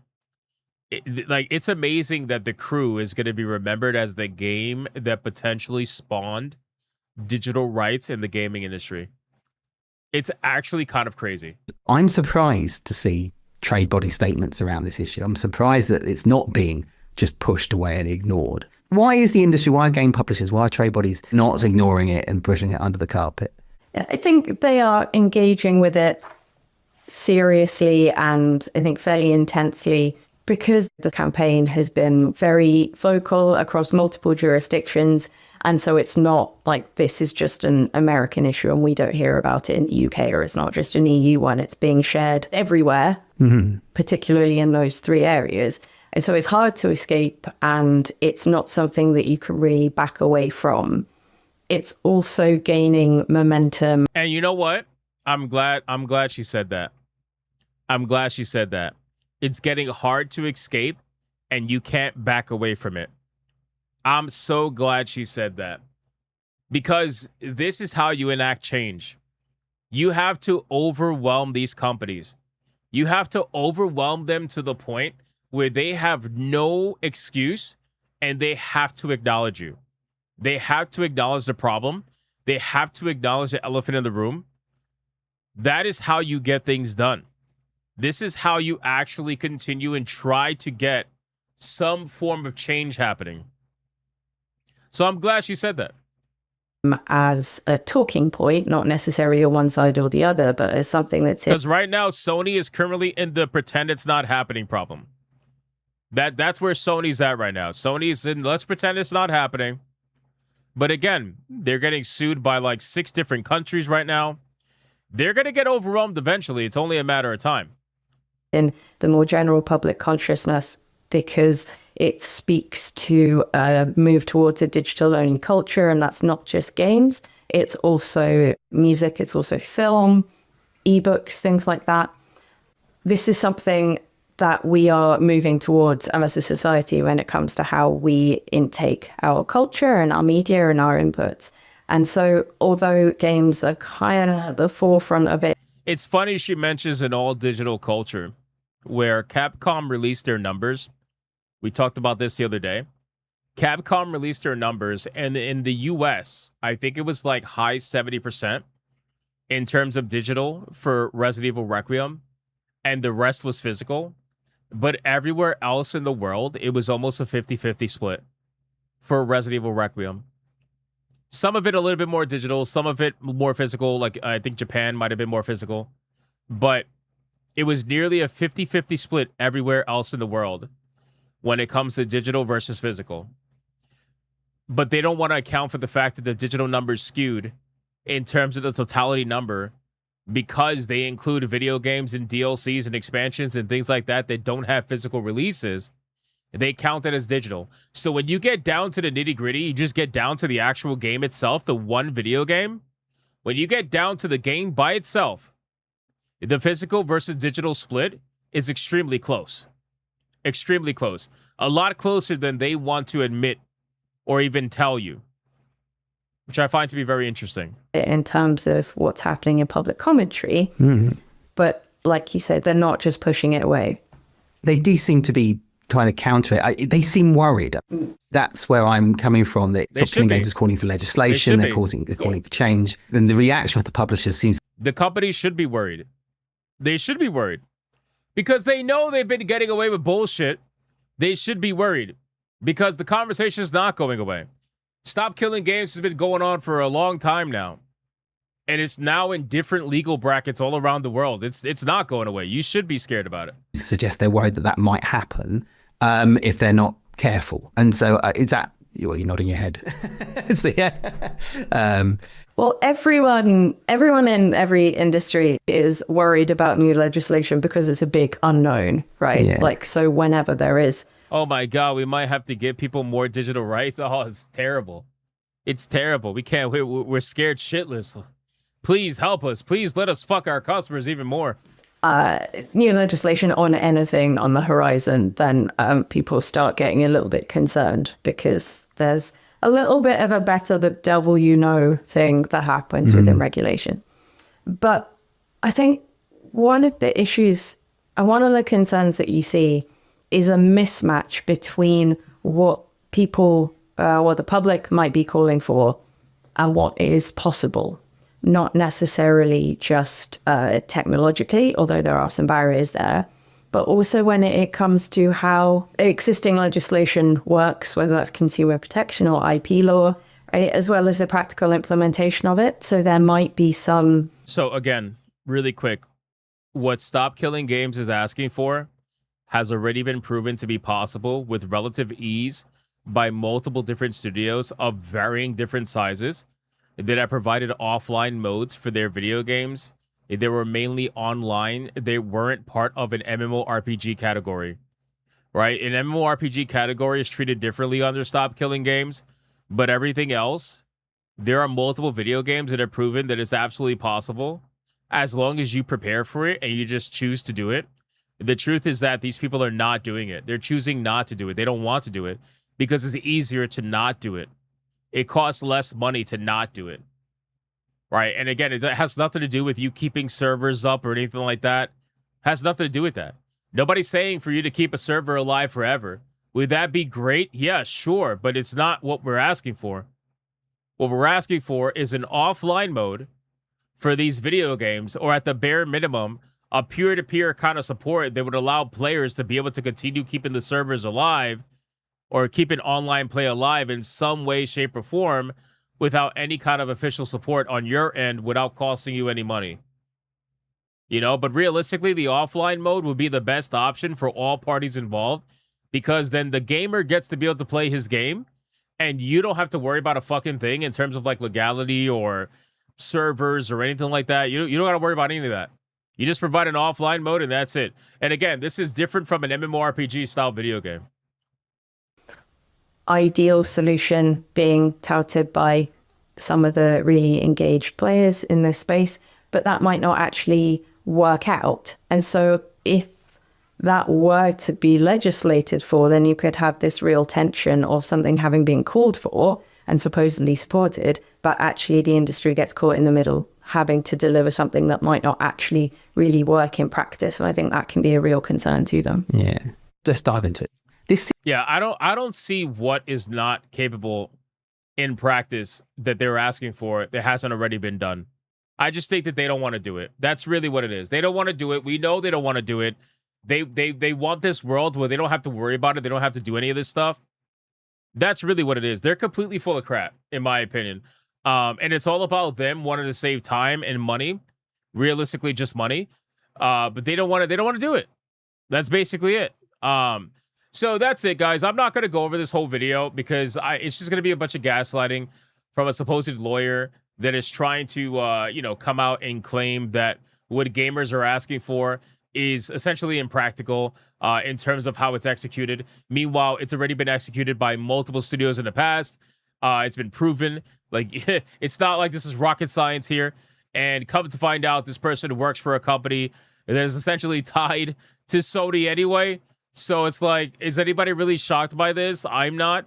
But in any case, that's basically it for this particular story, guys. I thought it was quite interesting that we have yet another supposed expert that has come out in defense of Sony, and then come to find out not only are they tied to Sony, but everything they're saying is purposely misunderstood in order to muddy the waters of the conversation that is currently happening online right now that they're apparently so desperately trying to avoid. So there you go. 77 says, sounds like she's saying she's concerned the government is going to legislate something that's not possible. The solution is to come up with a solution on your own that satisfies your customers. But there's already a solution. There's already a solution that's provided by Stop Killing Games, and that solution has been possible by many different video games already that have done the exact same thing of varying scales, by the way. Varying scale size of video games have done exactly what players are asking for. But for some reason, some of these AAA studios it's just not possible. It's just apparently it's just not right to ask them to do that. You know, it's not right to ask them to stop killing the game that people paid for. You know, again, MMORPGs are totally in a different bracket, totally different conversation. I don't think anybody's asking for that. But in terms of video games that, you know, have online modes or anything like that, people are just asking for an offline mode. That's basically it. But for some reason, they just don't want to do it. Makes you wonder why. Yamato says, is Sony going to force this on all parts of the world to prefer digital too? I mean, apparently it seems that way. You know, when we first covered it, it seems like the language made it seem as if it's not going to be forced on Japan. They made it seem like it was just going to be North America that was going to be losing physical media. But it seems like it's going to be everything. So I don't know. I really don't know. I don't have an answer for that. They haven't exactly been very clear and straightforward with it, so I'm not exactly too sure. You meant physical, but Japan would revolt too? Maybe. Torno with a 5 says, there's GPL, LGPL, etc. Let's make our own standard digital consumer rights, a set of terms optionally included into any TOS and superseded other terms. Get indie developers to start including it. You know, a lot of indie developers, they still have a very AAA mindset. And it's because a lot of them come from AAA studios. They essentially open their own studios. And they have that particular mindset still. So it's hard to get them on board. It really is. It really is. Chud Force, prepare to form Chudron. Let's go. Her underbite is very British. Her underbite? That's what you were paying attention to? Her underbite, bro? Oh my god, man. I didn't even notice that. I didn't even notice the underbite. That's insane. Guys, like the stream. Like the fucking stream, boys. Let's keep going. I'm gonna do a quick check on gifted games because I don't have notifications on, so let me just make sure I'm not missing anything. I don't think I am. Okay, no, we're good. Let's go. We're good. What? Sony is envious of Steam and GOG being trusted. Dre, thank you for the 2. Guys, look at this comment I just got. Look at this comment I just got on my Crimson Desert review. I don't get where you saw beautiful graphics in it. The game looks like a blurry piece of shit regardless of the settings. What? On Crimson Desert? Blurry? What? Crimson Desert looks fucking incredible. Fuck are we talking about? Sounds like a personal problem. Okay. Maybe he plays on Stadia? Maybe. Maybe he does. I don't know. They need glasses? Yeah, clearly. The fuck is he talking about? Gosh, shit. I've never heard somebody say Crimson Desert was ugly. I've heard of all kinds of criticisms with Crimson Desert, but graphics and just overall, like, it's the way the game looks. That was never any of that. Wow. Holy shit, that's crazy. Violent City says, can admit a game is good even if you don't like it. Someone's mad. Someone's definitely mad. Why do you get random crazes on your channel? Brother, it's YouTube, bro. It's YouTube, man. People, just all kinds of weird people. Even though a lot of you guys are amazing, obviously we get amazing people in this chat every day. There's always that one fucking weirdo, bro. And unfortunately, those weirdos multiply. You know, they don't ever get to the point where they overwhelm the amount of people that are super nice and supportive and stuff like that. But you know, it kind of comes with the territory. You get the weirdos. I kind of look at them as like a like what was the show that was documenting animals? Was it National Geographic? It was National Geographic, right? I kind of look at them like National Geographic. We sure that was a Mr. Rouge out. Bro, don't diss Mr. Rouge like that, man. That's not his fault, bro. Thank you for the 2. Yeah, it was National Geographic, right? Yeah, like I kind of view the weirdos as like National Geographic, where I feel like I find interest in their comments, and I kind of study them. I study them like like animals, you know? Or Discovery back in the day, too. That's true. Animal Planet. I remember Animal Planet. Yeah, exactly. It's like Weirdo Planet. You know, you just kind of sit back and you kind of just watch and observe and try to understand the way that the weirdos act. It's definitely interesting, you know? It's interesting stuff. It's basically it. To be fair, I usually don't give it much attention, but that comment, that was a good one. That was a good one. Crimson Desert looks like shit regardless of settings. That's a good one. I like that comment. That was good. All right, let's uh-oh. I think I did just get a gifted game. Fuck.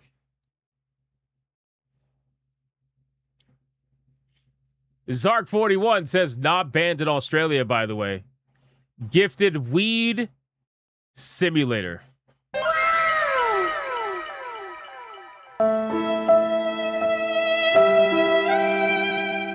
Wow.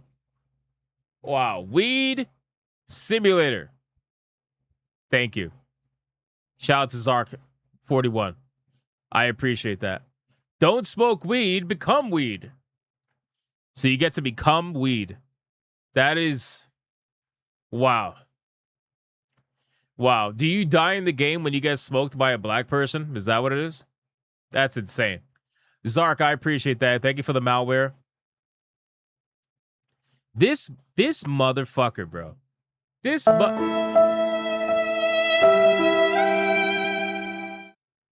son of a bitch. The gaming Mason. For Femboy Fuda Friday.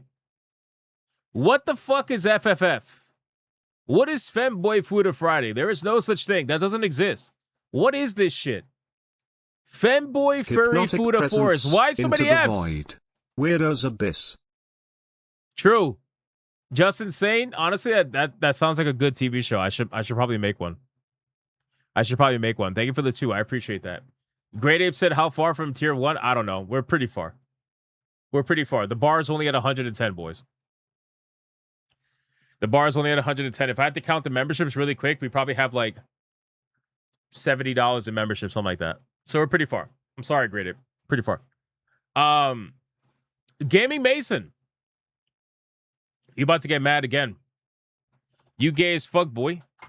You super duper ultra mega omega gay. You gay. Fuck, I can't type today. Gay as fuck, boy.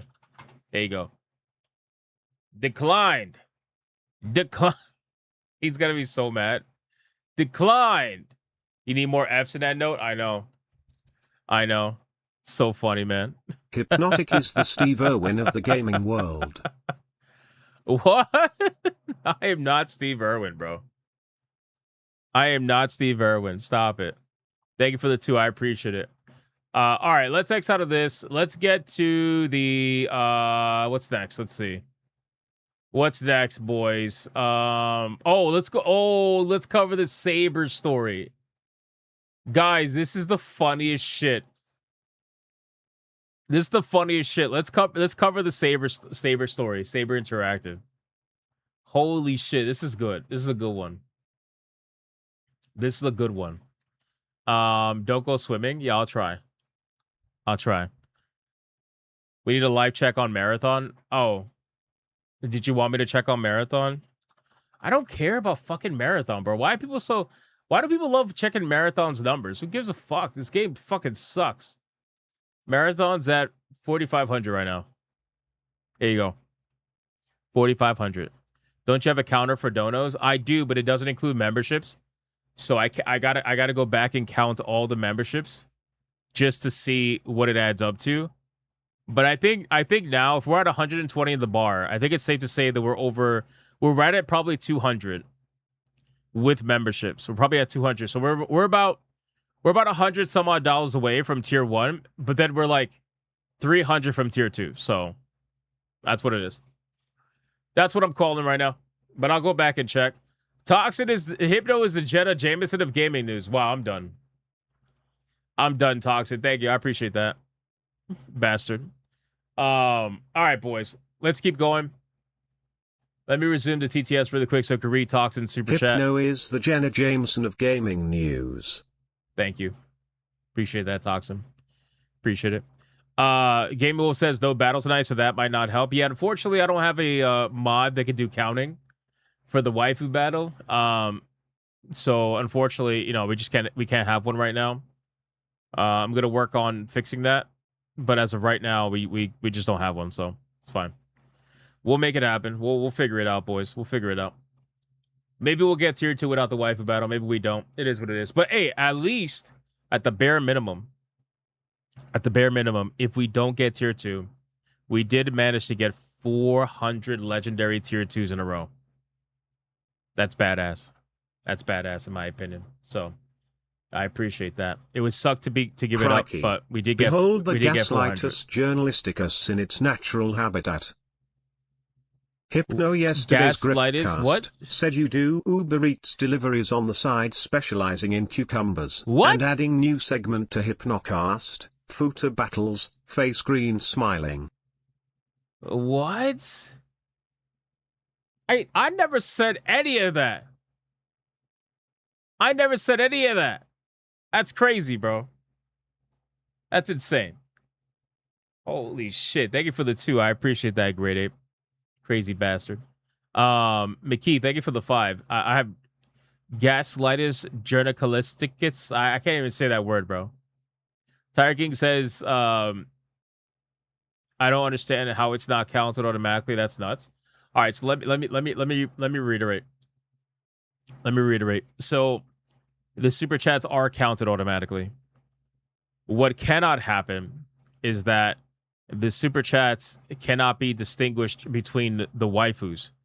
So like there's no program that I have that is trustworthy that can count like the super chats and separate them into waifu votes. So I don't have that. So that's why the mods are super helpful, because they can take the regular super chats and distinguish what's a vote and what's not a vote. It has to be counted by someone. So that's why. That's why.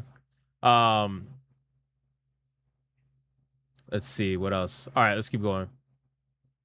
Hey Hypno, I bring an offer from the MBG family. You down to co-stream? What the fuck is the MBG? What is an MBG?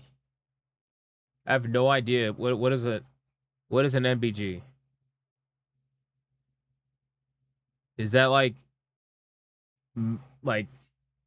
massively big grandmas or something? What is that?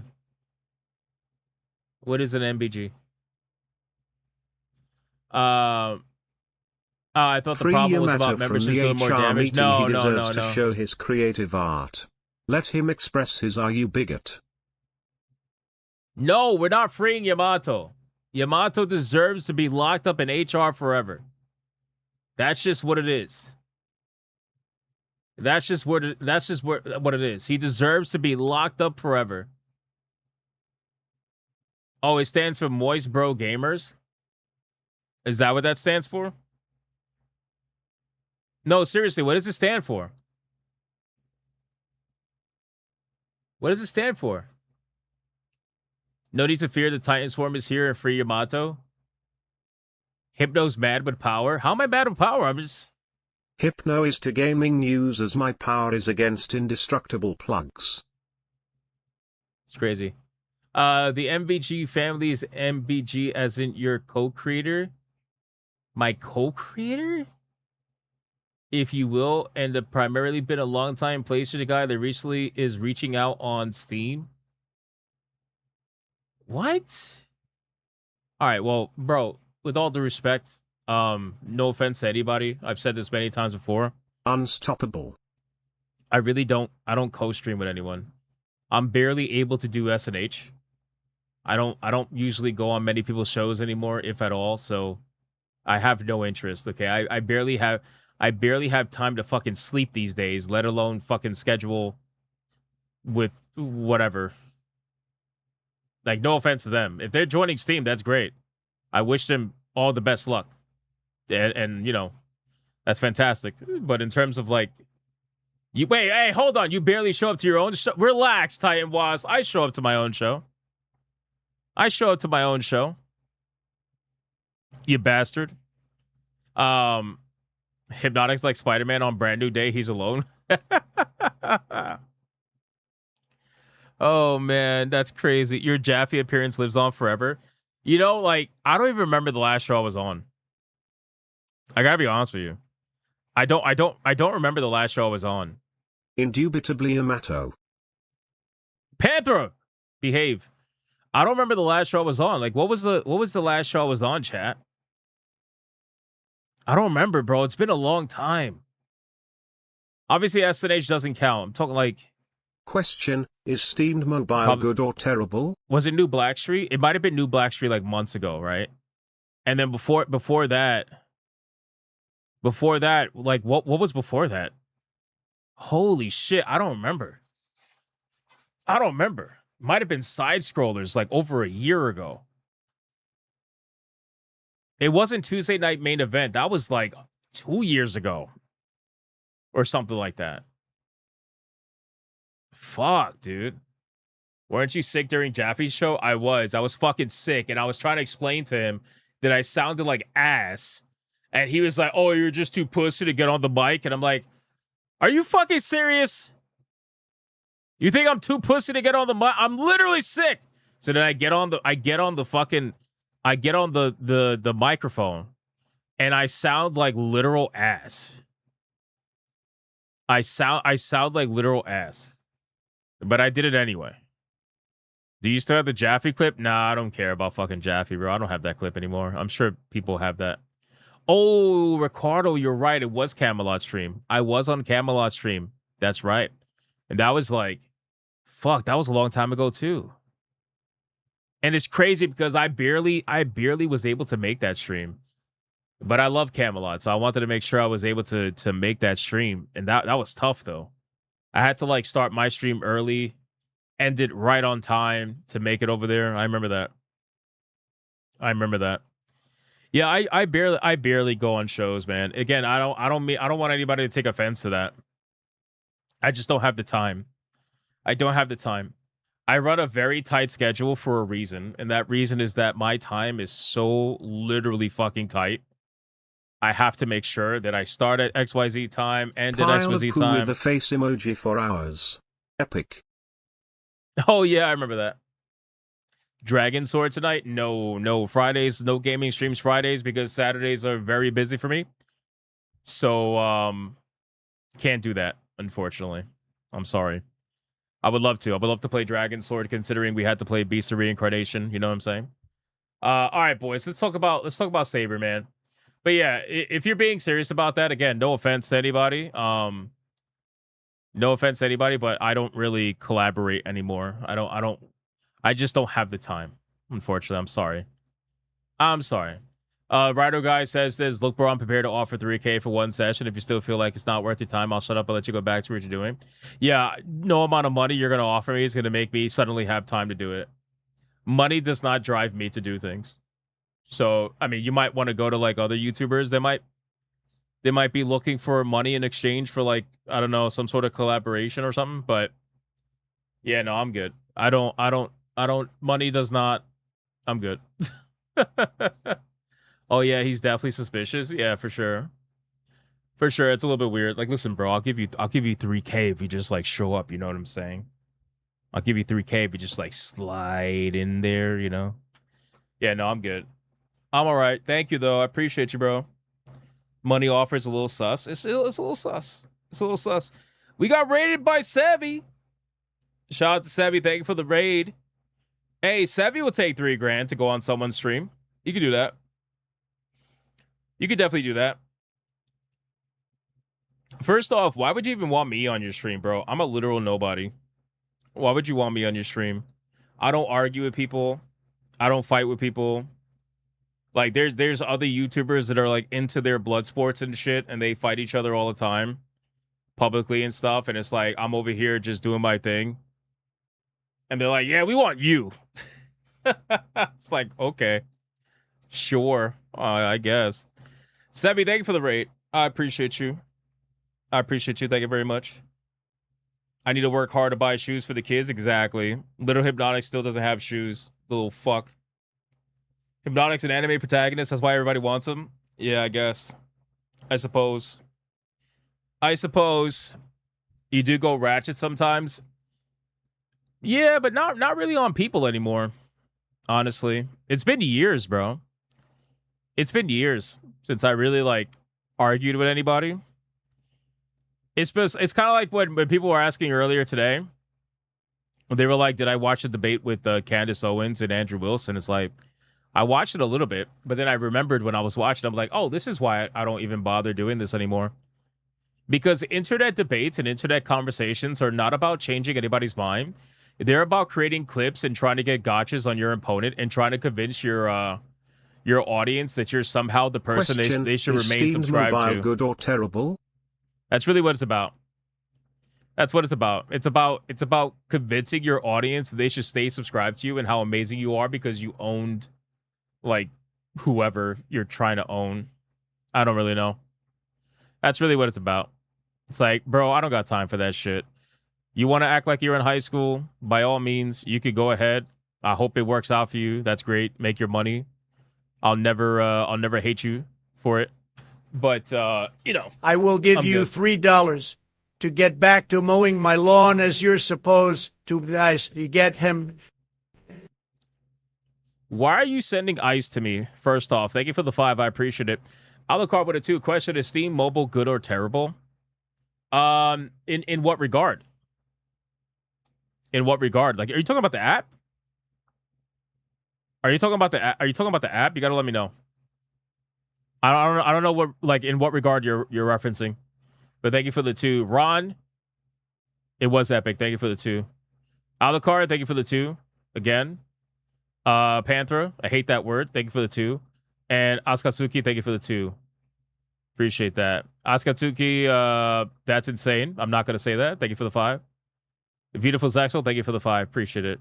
He's talking about the app. I mean, the app is fine.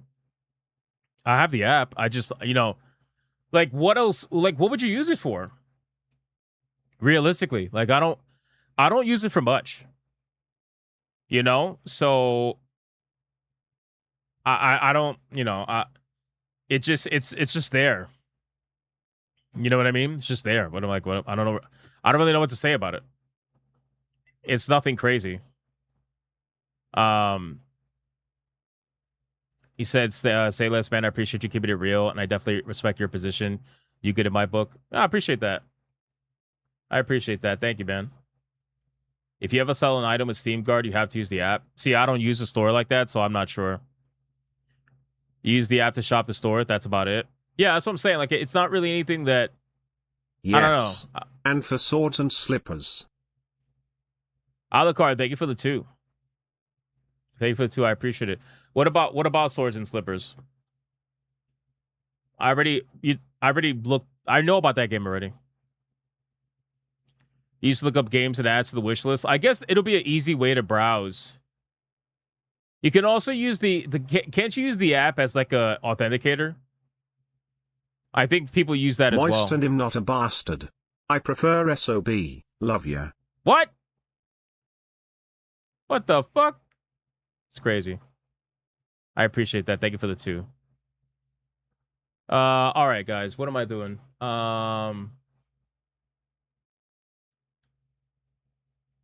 Okay, bro. So maybe I'm a little old school. I think it's time for a profile change. How about a Wizard X Hypnotic Wedding Venue Director? Bro, stop trying to make this wedding lore, man. Stop trying to make this wedding lore. It is not real. We're not changing profile pictures. Relax. Thank you for the 5. I appreciate that. That's insane. Says, okay, bro, so I'm a little old school, but when you don't have a business, POC, and I happen to rock with both what you're doing and what he's doing, why wouldn't it make sense to float it by you? I don't care. I don't care. You can ask me whatever. I don't give a shit. You can ask me whatever. Doesn't mean anything to me. I mean, you could regardless, but keeping it a bean with you, SA Fuck anybody that feels like they got nuts to say I'm on weirdo shit and I stand on that.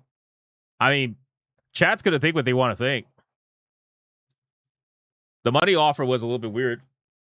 Not going to lie to you. But aside from that, you could ask whatever. I don't care. It's not you asking that's the weird thing. It was just the money offer that was the weird thing. That was basically it. Anyway, yeah, in terms of like collaboration and stuff, you're better off asking someone else. Just be honest with you. Taiwan says, let's do a Sunday super chat Q&A. I mean, if you show, hey, relax. Just wanted to know if Steam is good on a phone. Oh, if Steam is good on a phone, I mean, it's fine for what it does. Alucard, I know that they're expanding. I know they're expanding it. With the whole recent ARM changes and stuff like that, but as of right now, like aside from using it as a store browser, it really is nothing special. But it works fine. Like the app works fine on the phone. It's nothing crazy. All right, boys, let's talk about Saber. I'm gonna pause CTS. We talked about enough already. Thank you guys so much. I appreciate it. You guys are awesome. I don't think there's anything on Rumble. No, we're caught up on Rumble. We got all the donos. Let's fucking do it, boys. All right, guys, we got to talk about Saber Interactive, man. Something crazy is going down with Saber Interactive, and this particular story I initially thought was fake, okay? I initially thought it's fake. I'm not lying to you. This is why I didn't report on it at first, because I was waiting for more information to come out about this stuff before I said anything. This story is wild, okay? First and foremost, let me give you a little bit of context over what's going on with Saber Interactive. So there was an employee called Stella Sacco, or whatever their name is. And Stella ended up writing this scathing post about how apparently they were replaced at Saber Interactive on an upcoming video game called Rideshare Simulator. They were replaced by Saber Interactive with AI. That's essentially what it is. They replaced them with AI, and they didn't like that. They didn't like that whatsoever. Then out of nowhere, the CEO, Matthew Karg, ended up coming out and actually completely destroyed this former writer for Saber Interactive. So I'm going to go over this entire thing, and let's see what we got going on here. So Pirate Nation says Saber Interactive CEO Matthew has mocked the former lead writer Stella Sacco, who said that they were replaced by AI while working on Rideshare Simulator. Now, keep in mind, guys, one of the things that they don't like about this game, and the reason why they're attacking this particular game, is because Saber Interactive openly stated that they were using AI as part of the development for this game. You already know how, the gaming industry feels about AI usage. So naturally, when you're a developer that is honest about it, they're going to reward your honesty by attacking you over it. And they're going to reward your honesty by essentially shitting on you and making you the next target. Like, this is how the gaming industry works right now. And Rideshare Simulator is literally a throwaway video game. It's like a joke simulator video game. It's not anything super serious that Saber is currently working on. But, apparently it's still something that's worth attacking them over. So, with all that being said, he ended up saying, Stella who? I had to ask Claude because I'd never spoken to her or seen her. As far as Stella is concerned, she was replaced by someone more talented and terminated for a variety of reasons a few months later. He confirmed that Saber is using AI for some parts of the game. He then said that looking back, he would have been happy to replace her with AI, adding that AI would at least be programmed to be honest. Oh, fuck. Anyway, so we're going to go over the whole statement. We got the whole statement because this thing is a banger, bro. This thing is an absolute banger. Now you guys can see why I thought it was fake, because I'm like, when this is too juicy, usually it's fake, but it is actually not fake. It is 100% real. This guy snapped Stella out of existence. It's bad. It's bad. Like, and again, you guys know I like Saber Interactive. I still keep them at an arm's length because, again, you never know with these companies, but I do like Saber Interactive. I'm very interested in their upcoming video game, their Hellraiser video game. Very, very interested. But this takes it to a whole nother level. So here we got an update. It was an article. It was like a screenshot from an article. It says, This Week in Video Games requested a follow-up comment from Saber Interactive and received the following statement from Cart. He says, Stella who? I had to ask Cloud because I've never spoken to her or seen her. We have already said we are using AI for certain parts of this game, and we'll update the Steam page once we have finalized the feature set. Let me clarify that the entire story script, were it to win an award, would go to someone who can walk up on stage and receive it. It was always our intention to reveal this until Stella violated her confidentiality clause and revealed this before we were ready. We look at our use of AI in this particular game, which will be a lower price title, as a plus for consumers, he said. So, guys, this is so good. This is so good. Wait, so Stella actually violated their confidentiality clause by mentioning the usage of AI because Saber hadn't told anybody yet that they were utilizing AI because the assets weren't finalized yet. And you have to finalize the assets before you can explain and detail on Steam what you're using the AI for, because the AI Steam disclosure forces you to explain exactly what you used it for. So if you're using AI to do concept work, but maybe you don't keep it in the final game, well, then you have to explain that it was used in concept work, but then it wasn't kept in the final game. If you end up using it for concept work, but then you keep it in the final game, well, then you have to explain that you kept it in the final game. Basically, what I'm saying is that you have to know what you're doing before you can explain what you're doing. She tried to get ahead of the curve by saying they're just using AI to replace me because they're jerks, right? That's essentially what it is. Now, to my understanding, this employee, I believe, is a trans employee. Not that that's relevant to anything other than, you know, it kind of goes into the mindset. But not only that, it's interesting because this guy just doesn't give a fuck. All right, he does not care. This response is one of the most insane base responses that I think I've ever seen. Now, after all this debacle, Saber did finally add the AI disclosure to the video game on Steam after this entire feud that ended up happening. They do finally have that AI disclosure on Steam. Now, is that going to change the mind of the journos? No, probably not. Right? I don't think so. I think if anything, it's just going to make them double down.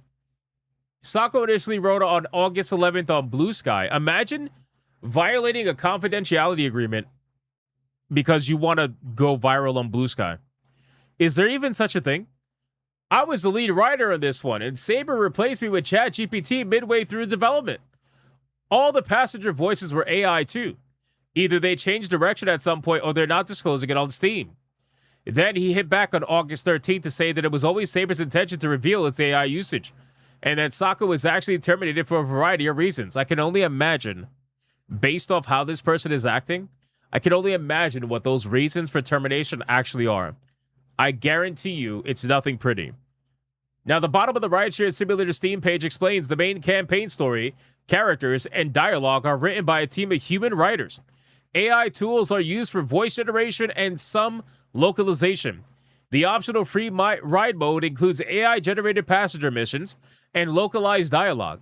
Free ride mode is separate from the main campaign and can be skipped by players who prefer to experience only human-written narrative content.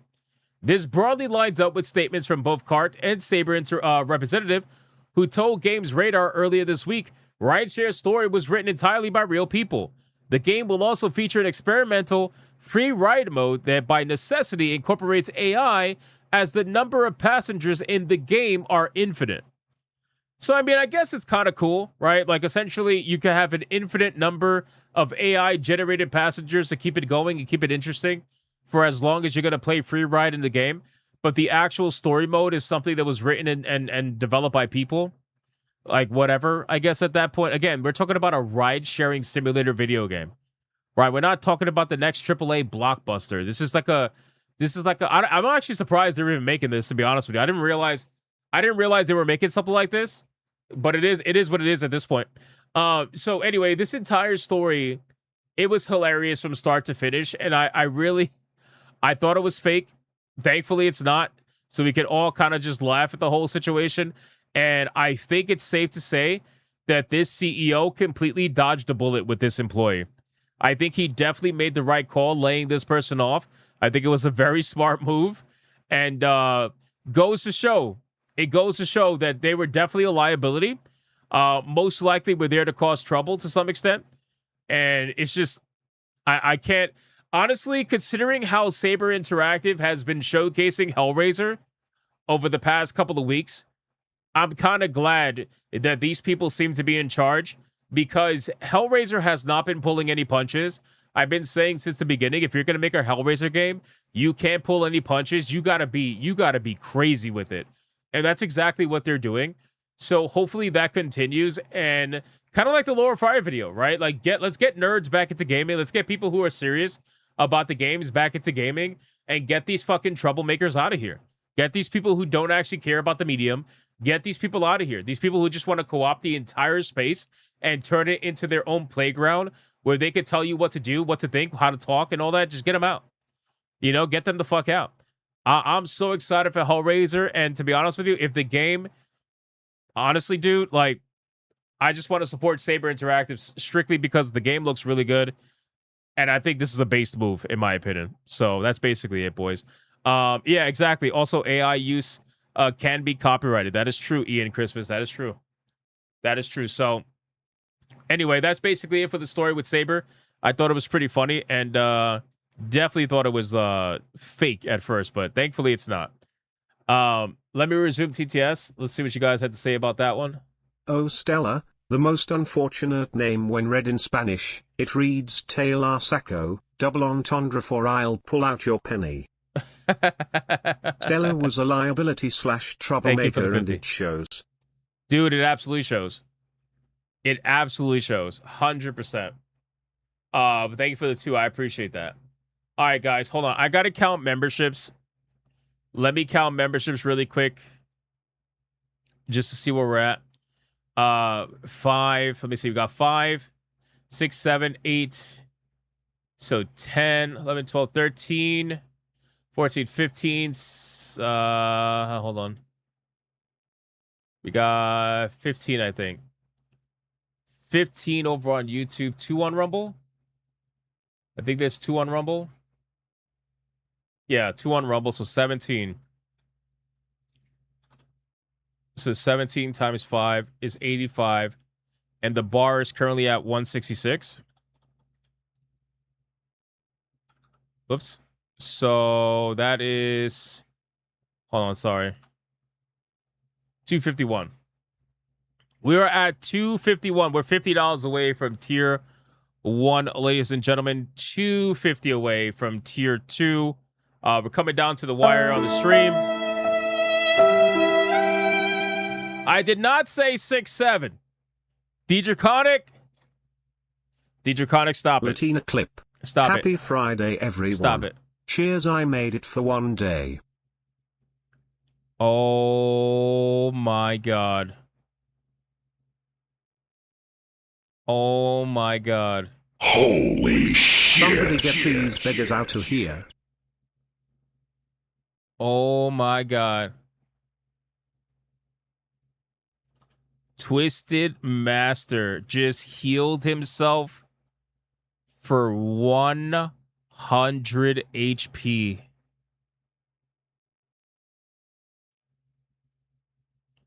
Holy shit. And he said, Latina clip, happy Friday, everyone. Cheers, I made it for one day. This man got a one-day boss streak. I'm gonna start keeping track of boss streaks. I'm gonna start keeping track of boss streaks to see how long everybody has been a boss. That gets us to $353. We officially passed tier 1.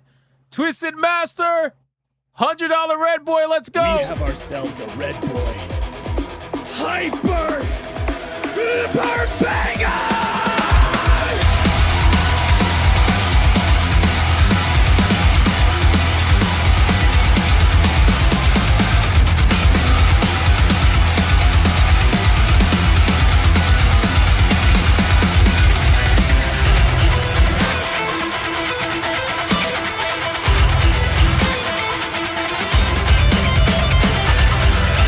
Okay, everyone, we got another red boy hyper banger. Let's bring the ladies in.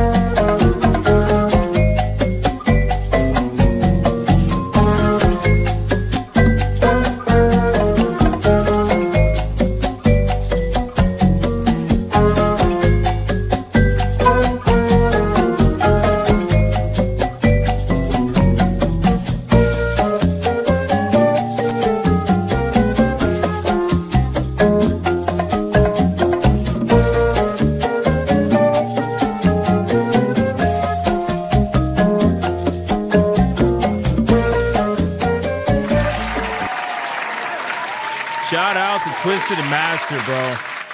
What a crazy direct donation that was. That's absolutely insane. This guy's killing it right now on the leaderboard, I believe. Yeah, he's absolutely destroying it, man. Look at the direct donation leaderboard right now. Twisted Bastard at 217 for the week. Absolutely killing it. D Draconics number 2 at 15. Light for it is $1 behind at 14. That's crazy, man. Shout out to you guys for the direct donos. Twisted Bastard, thank you again. I appreciate that, my man. That gets us a 353 for the night. We are going to cover 2 more fast topics, so maybe we'll get tier 2 in the meantime, maybe not. But in the meantime, thank you, Twisted Master, again. I appreciate that. Real quick, guys, I want to talk about the Power World TCG real fast. I want to talk about Power World TCG, man. So you guys know I was collecting the Power World TCG. You know it's been scalped to hell, right? It's a clusterfuck. Bushiroad already acknowledged it. The Power World team already acknowledged it. They all acknowledged it, right? But guys, it's even worse. It's worse than I even imagined. So remember how I told you that I was able to get the Power World TCG? I was able to get it like a week before it released. Guys, they announced the brand new TCG BPO2. They announced the second round. They announced the second booster pack round, the new cards. They're going to come out later in the year. Guys, they're already sold out. They're already sold out. I'm not even kidding. The booster boxes, the cases, everything. Everything is already sold out for the upcoming second release for Power World TCG already. Everything is fucking sold out. And it wasn't like that with the first round. With the first round, you were able to get cards almost up until the last second. But now, bro, it's already sold out and it's months away, dude. It's months away, dude. It makes me sick. I didn't get to get my hands on any, unfortunately. Makes me sad. It really makes me sad. And I'm not going to pay a scalper for this, even though obviously I want the second round, but I'm just not gonna do it. Toxin says you can get the first edition still, but it's 180 retail. Yeah, but Toxin, I'm talking about the next round. I'm not talking about first edition. They already have BPO2. First edition is BPO1. I'm talking about the next set of cards that they have planned to come out. That's going to be the new set. That's already sold out. The pre-orders for that everywhere. They're like, I looked everywhere. It already is sold out. I don't know if there's going to be another round, but everybody's fucking sold out of everything. Cases, boxes, everything, dude. It's sickening. Sickening. And my thing is like, it's because of the hype that happened when the game dropped, because this wasn't like this leading up to the release of BPO1. But then suddenly at the release of BPO1, once scalpers saw that golden card that you could get that people were selling for like $4,000 or something like that, that was it. Scalpers went crazy and then it's over, you know? Have I tried local gaming card shops? I haven't called any shops. I just check online first. I haven't called any shops. I will be calling shops. But it's just, it sucks, man. Toxic says, Hypno put the stock notification on Game Nerds. It goes in and out for $100. Bro, that is literally double what the last one was. Double, bro. I paid $48 for 4 boxes? 4 boxes each, $48?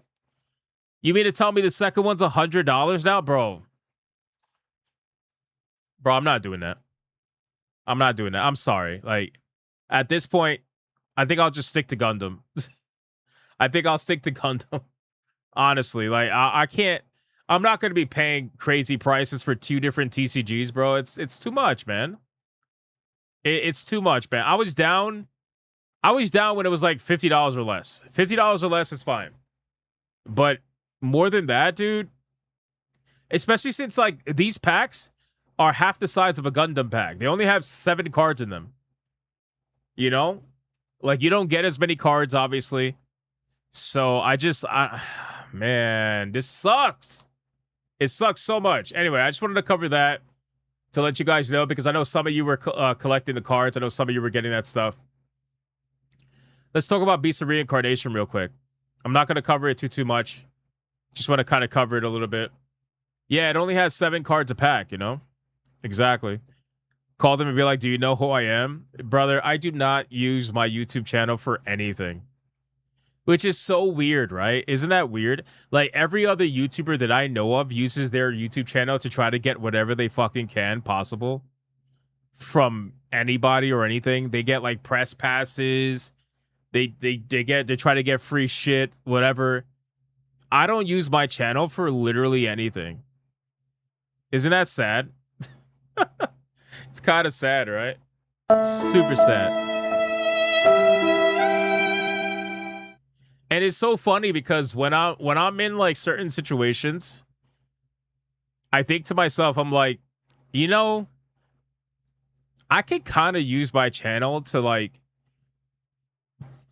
get an advantage here, but then I'm like, you know what? I just rather not. You know? I just rather not.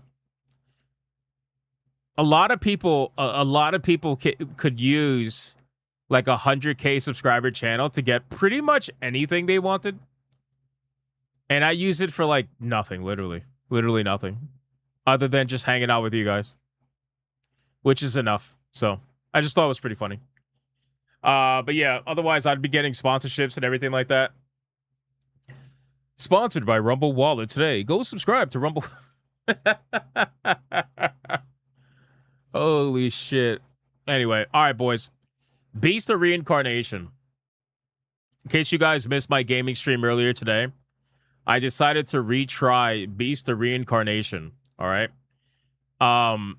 Needless to say, while I can appreciate that the camera changes were there, and it definitely made it a little bit more manageable.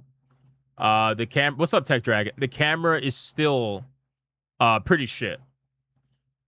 The camera's still pretty shit. I have a lot of frustrations with this game, and it seems like I'm not the only person.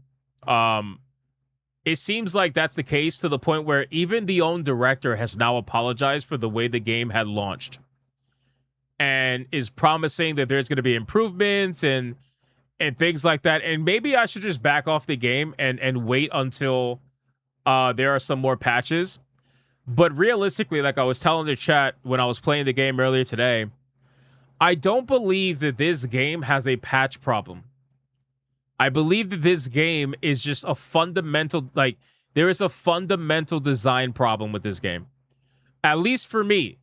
It just because I have a problem with the game doesn't mean you can't enjoy the game, right? I'm not trying to say, like, because I don't like the game, you shouldn't like the game either. If you like the game, that's fine. Like, by all means, like, keep having fun with it.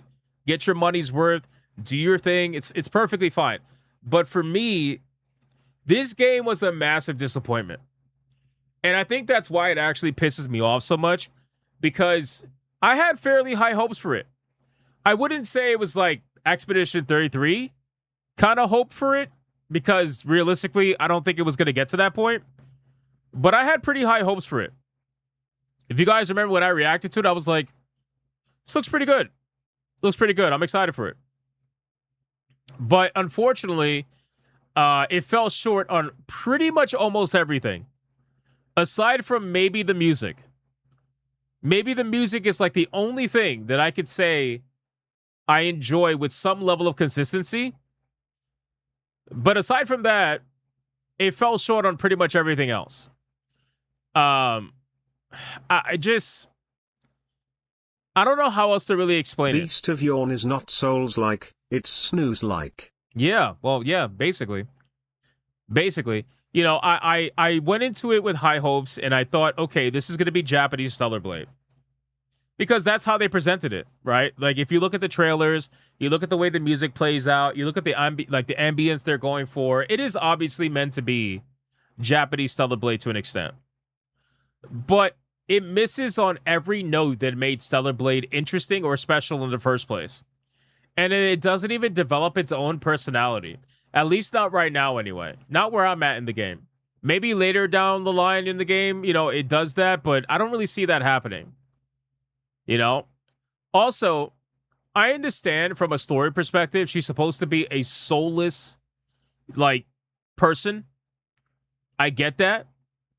But just because it's lore accurate and just because it's story accurate doesn't mean that it necessarily makes for a good game design.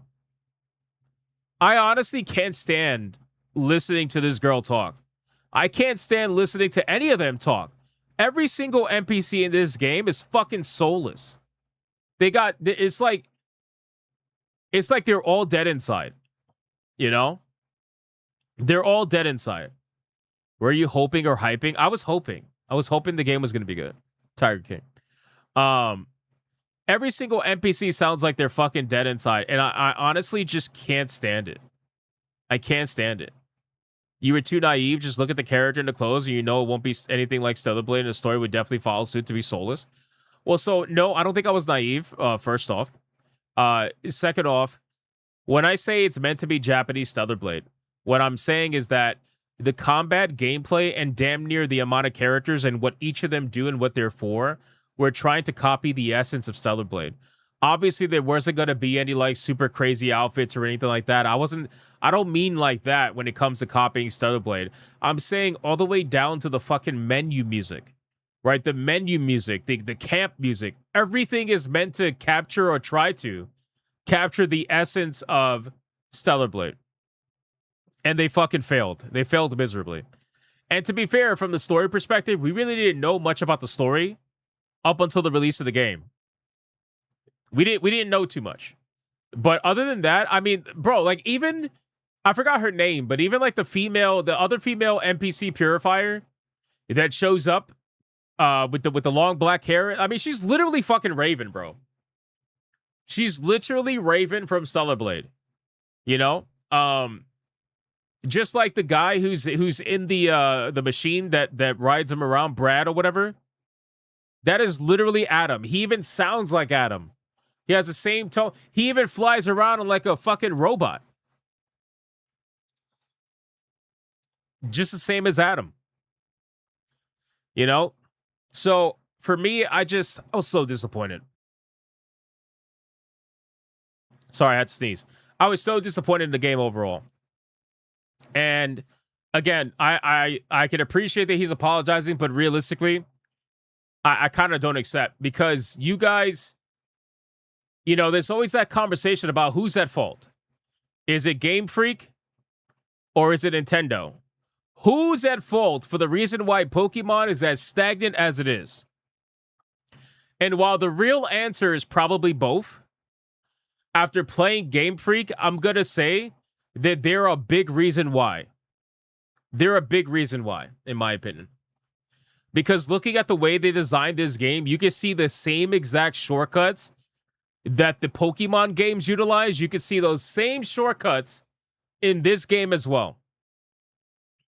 You could see it. You could definitely see it. So for me, I'm honestly going to say that Game Freak is the reason why it is the way that it is when it comes to Pokemon games. But realistically, guys, I played the game again today, and I was hoping that, maybe there's something there that I'm missing. Maybe there's something I'm not quite seeing. Like I didn't want to dislike the game. I didn't want to hate this game. But I got to be real with you. I'm pretty much there. I'm pretty much there. I told you guys initially when I first talked about this that I was going to give it some more time. And I gave it some more time, and I'm going to keep playing it. I gave it some more time, and I'm not with it. I'm not with it. There's way too much disappointment. I'm sorry. It is what it is. There's nothing. I'd rather be honest with you guys. But again, if you like the game, by all means, play the game, enjoy it. Don't let me try to dissuade you. I'm just telling you my final thoughts so far on this game as it stands, And again, it pains me to say that because I really wanted to like this game. And I'll be honest with you. This game has potential. right? Like it has potential. The themes that are in this game has potential. The ideas in this game have potential, but I feel like they were executed very poorly. That's what I feel like. I feel like this game had all the right ideas. You had all the right ingredients, but then you just cooked shit. It just is what it is. You know? Like you had the potential, you had all the right stuff, but you just executed it really bad. That's really what it comes down to. So that's ultimately what it is, man. It's just very disappointing. Is it the mechanics of the game are bad? What it really is that it's a bunch of things, right? So for me, number one, in an action game where you're meant to move fast, you're actually punished for moving fast. What do I mean by that? The game literally, like, it is so stiff. Pause that, by the way. It is so stiff. You are incentivized to be super fast in this game, run around the map and all that stuff. Like, you're incentivized to do that. But then as you're running around, the character is so fucking stiff. The movement is so stiff. Even the way down to the way you stop, it's just, all of it feels bad. The movement feels bad. The combat is not reactive enough. And there's this weird thing where if you get hit by an enemy, even if they're super slow and their next attack is really not meant to hit you, and that in any other game you would be able to recover and parry or dodge that second attack, in this game you can't do that. You get locked down for at least 2 hits, and then you can recover on the third if you're lucky. And that's if you don't die in the 2 hits, because sometimes you'll die in the 2 hits. So it's just, there's a lot of things involved in it that I kind of question, like, what the fuck were they thinking? Especially when they have so much to go based off of, right? There is not a shortage of video games in this genre known as ARPGs or whatever. There is no shortage. But you would almost think that they were kind of making it up as they went along. I don't know. The enemies are also super repetitive. So far, it's like all the same enemies, even the same boss battles. I just fought another boss today that I fought again earlier in the stream. Earlier in the game.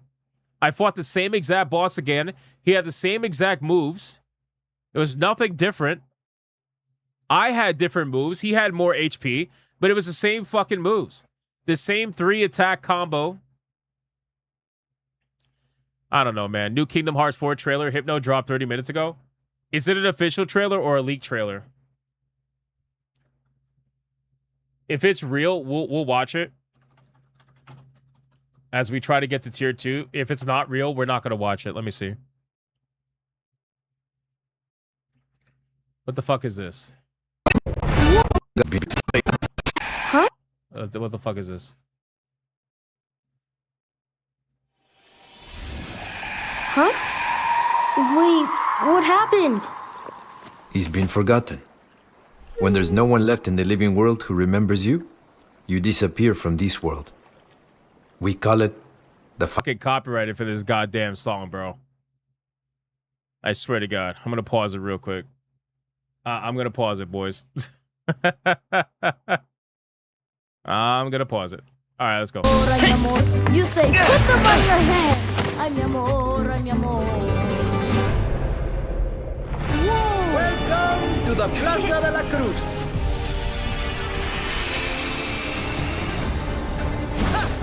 Yeah. It's showtime. This is a lot of new information. I bet I'll find a clue to saving Sora now.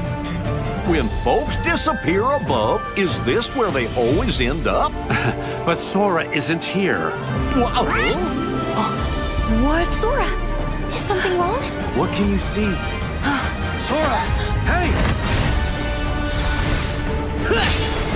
Strelitzia! Sigurd!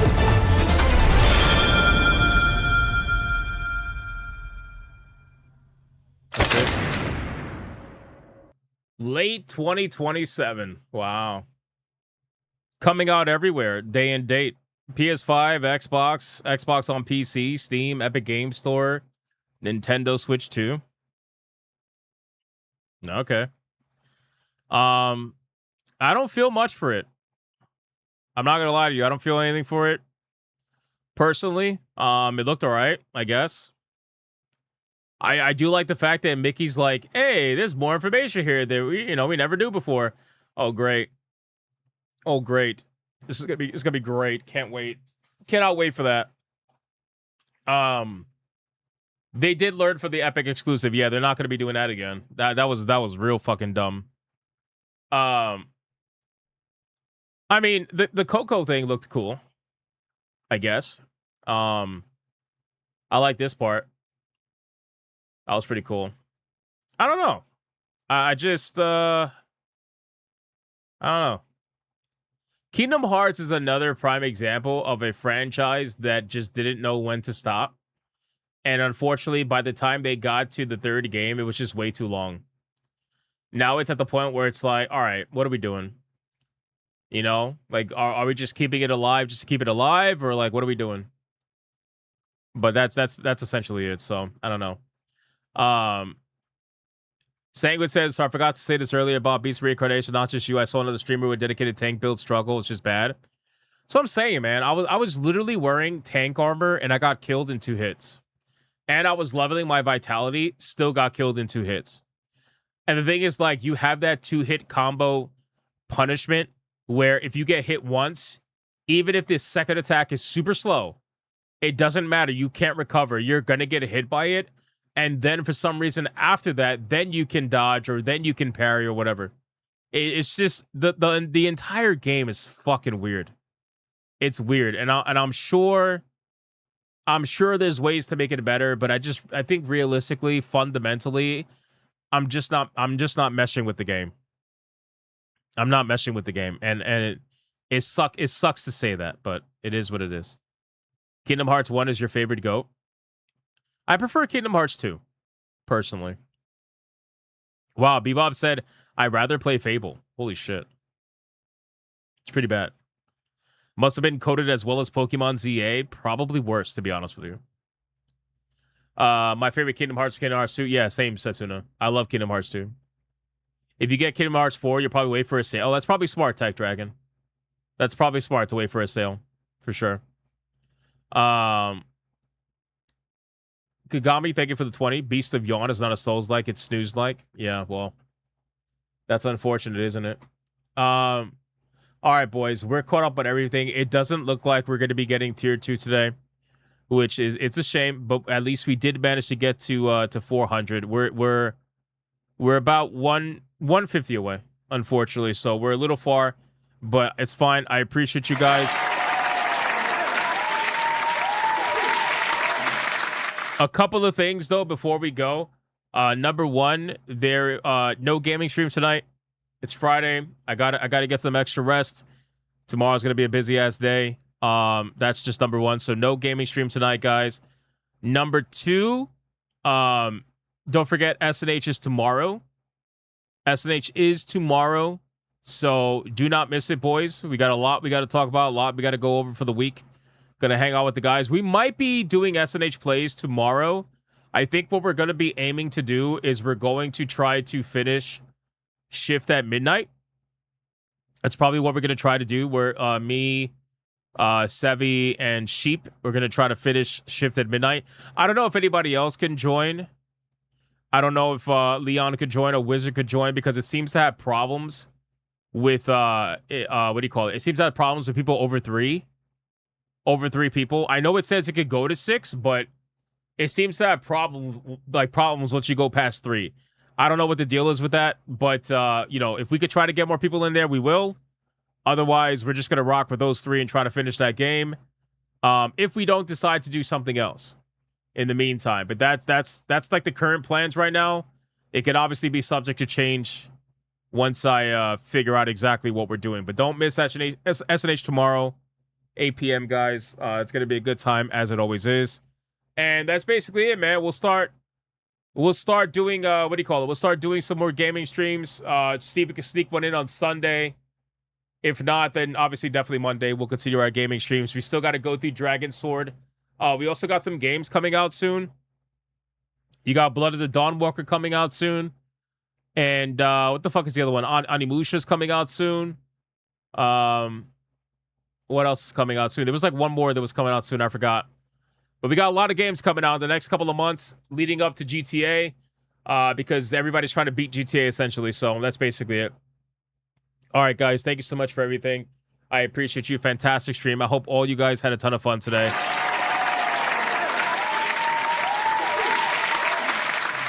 President says Blood of the Dawnwalker is going to be game of the year. I don't know about that. I don't know about that, bro. I don't know about that. Guys, thank you so much for everything. I appreciate it. Sorry for no waifu battle today.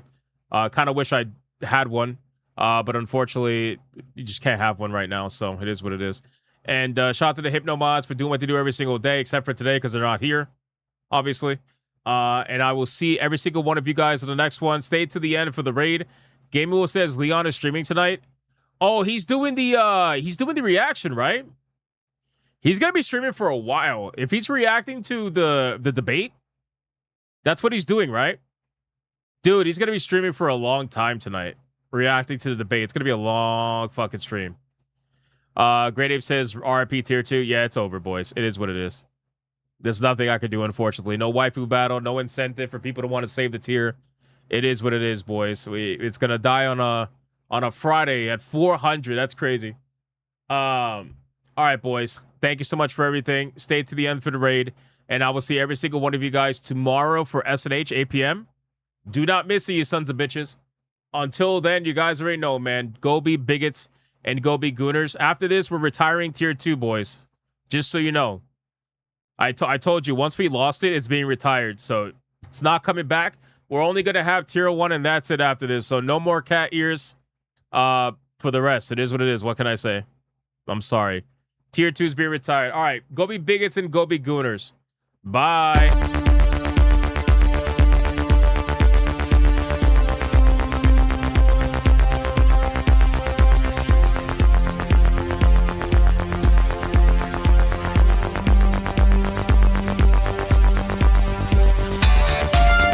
Not gay. I have relationships with women and sex with men.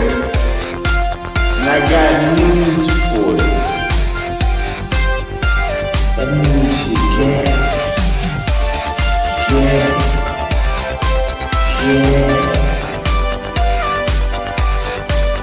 Poor kids are just as bright and just as talented as white kids. Fedora. Or her cat was named Vagina. Did someone say to Vagina? Put a ticket in, make her gay. Suck Indiana Jones, put a ticket in, make her lady gay. Suck Indiana, put a ticket in, make her gay. It means put a chicken in a queenie and make her fucking gay.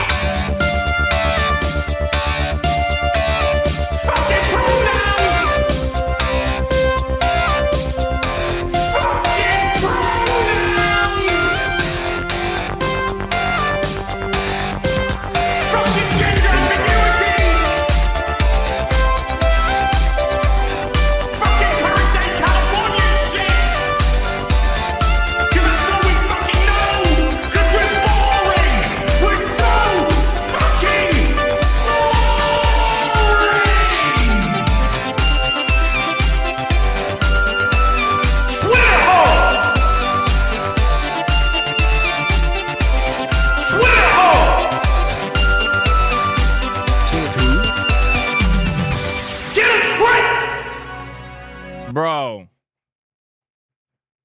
I literally walked away from my computer and oh my God, bro.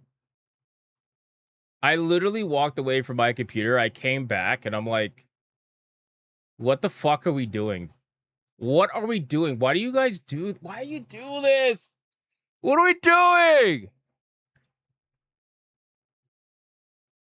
What are we doing, bro? Fighter 4 dropped $100 Red Boy Hyperbanger, bro. Oh my God. Oh my God, dude.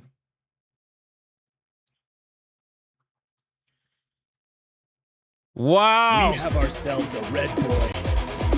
Hyper Banger!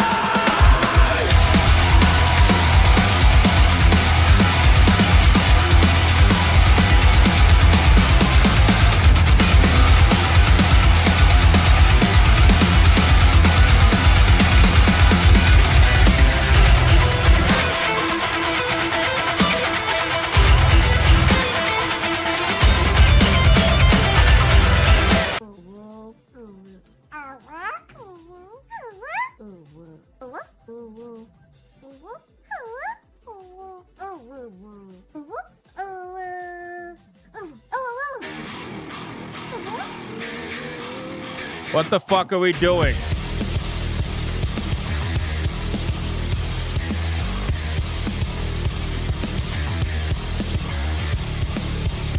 Jesus Christ.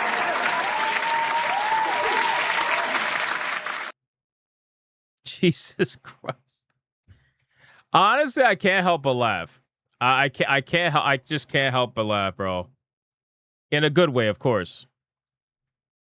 Jesus, man. Fighter 4, thank you for the $100 Red Boy Hyperbanger. Right at the very end. You absolute fucking legend. That's insane. I appreciate that. Great Ape showed up and dropped 10 memberships on the chat. A lot of damage on the boss, by the way. Holy shit, Twisted Bastard. We just got a membership banger! Banger! You know what's funny about all this? Here's the duality, right? Here's the duality of YouTube. You guys want to know the duality of YouTube? Check this out. So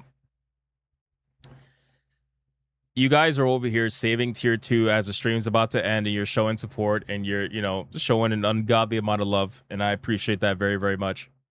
And then at the same time, at like 10:15 today, I get a message on Steam from somebody who reached out to add me on Steam, by the way. It's kind of weird. Kind of weird, right? And all he says is, fuck you, stupid retard.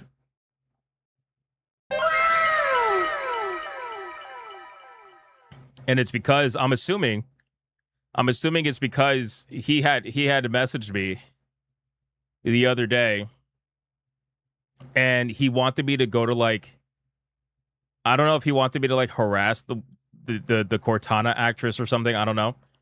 He keeps trying to tell me to go visit her stream because she was streaming the game, and to ask her about the controversy. And I basically ignored him. Because I'm like, why would I do that? Why do you want me to do it? He's giving me her name and everything. It's like, why would you want me to do that? Like, why don't you go do that? You could do it yourself. What the fuck? So I guess he got mad because I didn't say anything. So he basically just said, like, fuck you, stupid retard, today. Wow. And then he unfriended me after that. Oh my God, people, man. The internet is not that serious, bro. The internet's not that serious. So I'm just going to do what I normally do. I'm just going to report him real quick to Steam and then block him and move on with my life. That's basically it. All right. Well, there you go. Submit this account for review. Yep. He is that. There you go. Done. And then block and move on. There you go. Easy. Great Ape, thank you for the 10 memberships. I appreciate that very, very much. That is unbelievably legendary. Sincerely. And then Toxin came in with a $20 banger. Says, I'm trying.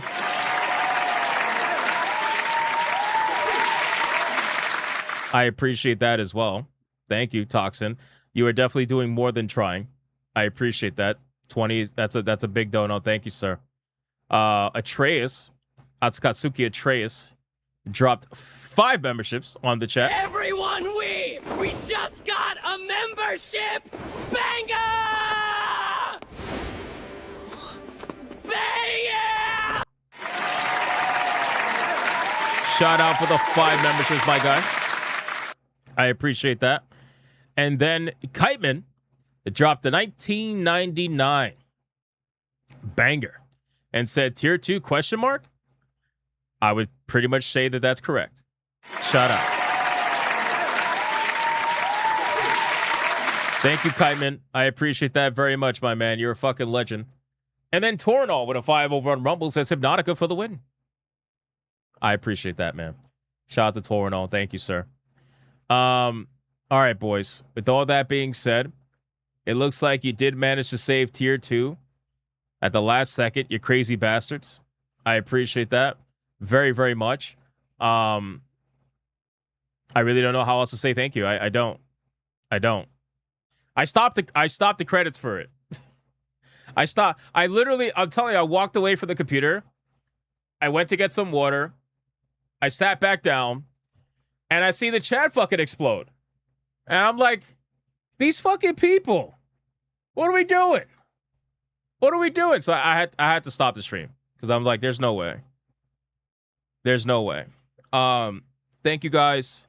Sincerely, I appreciate it very, very much. More than you could possibly imagine. And I will see every single one of you guys in the next one. And just so you know, if you add me on Steam to call me a retard, I'm just going to block you and go keep playing video games. Just so you know. I really don't know what you're trying to achieve with that. Maybe you feel better.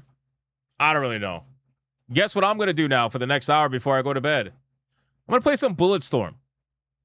That's what I'm going to do. I'm going to play some Bulletstorm. All right, go be bigots. And I'm also going to watch Leon. So maybe you guys will go watch Leon too. We're going to go raid Leon. All right, go be bigots and go be gooners. Bye. Crazy. Actually, no, fuck that. Wait, you think you're getting away with this shit? You think you're getting away with this little troll? This little, like, last-second fucking dono troll thing? You think you're getting away with that? Absolutely not. Fighter 4 dropped the red boy, and he gets a clip for it before we finish. So it is what it is. Bye.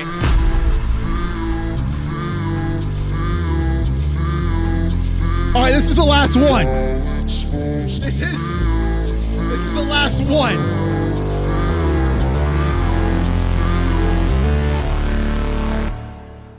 I hypnotic, hypno, yeah,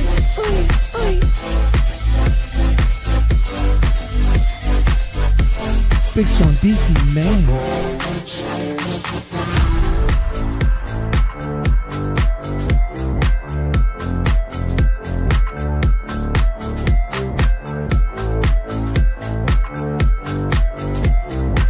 He's got that bull-see ready to pop.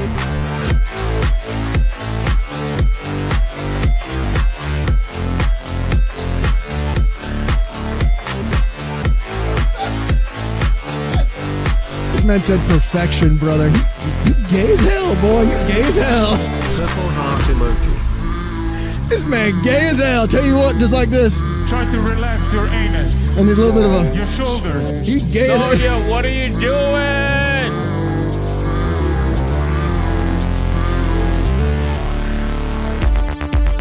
Jesus Christ, Sonia.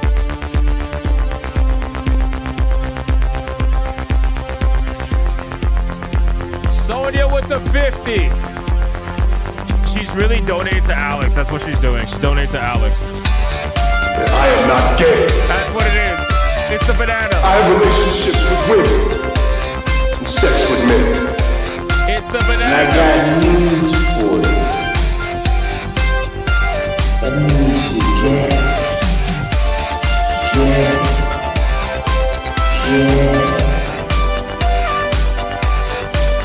Poor kids are just as bright and just as talented as white kids.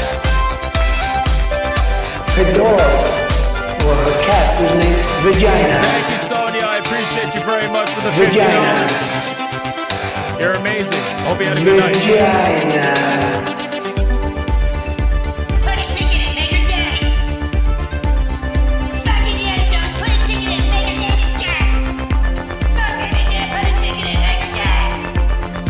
It means put a chicken in that weenie and make her fucking gay.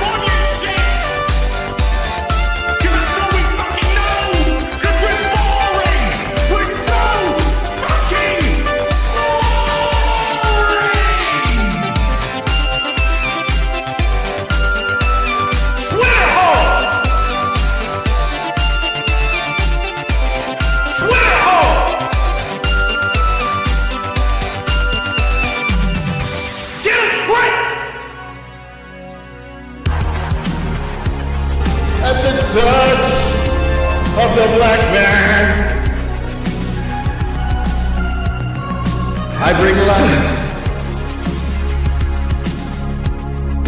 I bring light.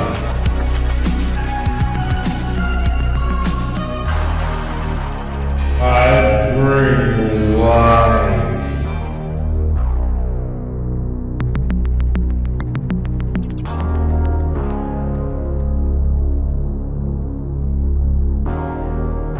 I bring light.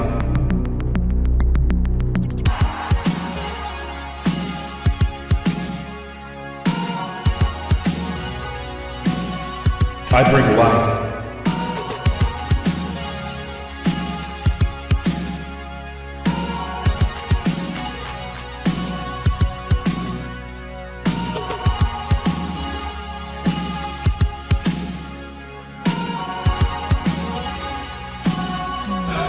That's right!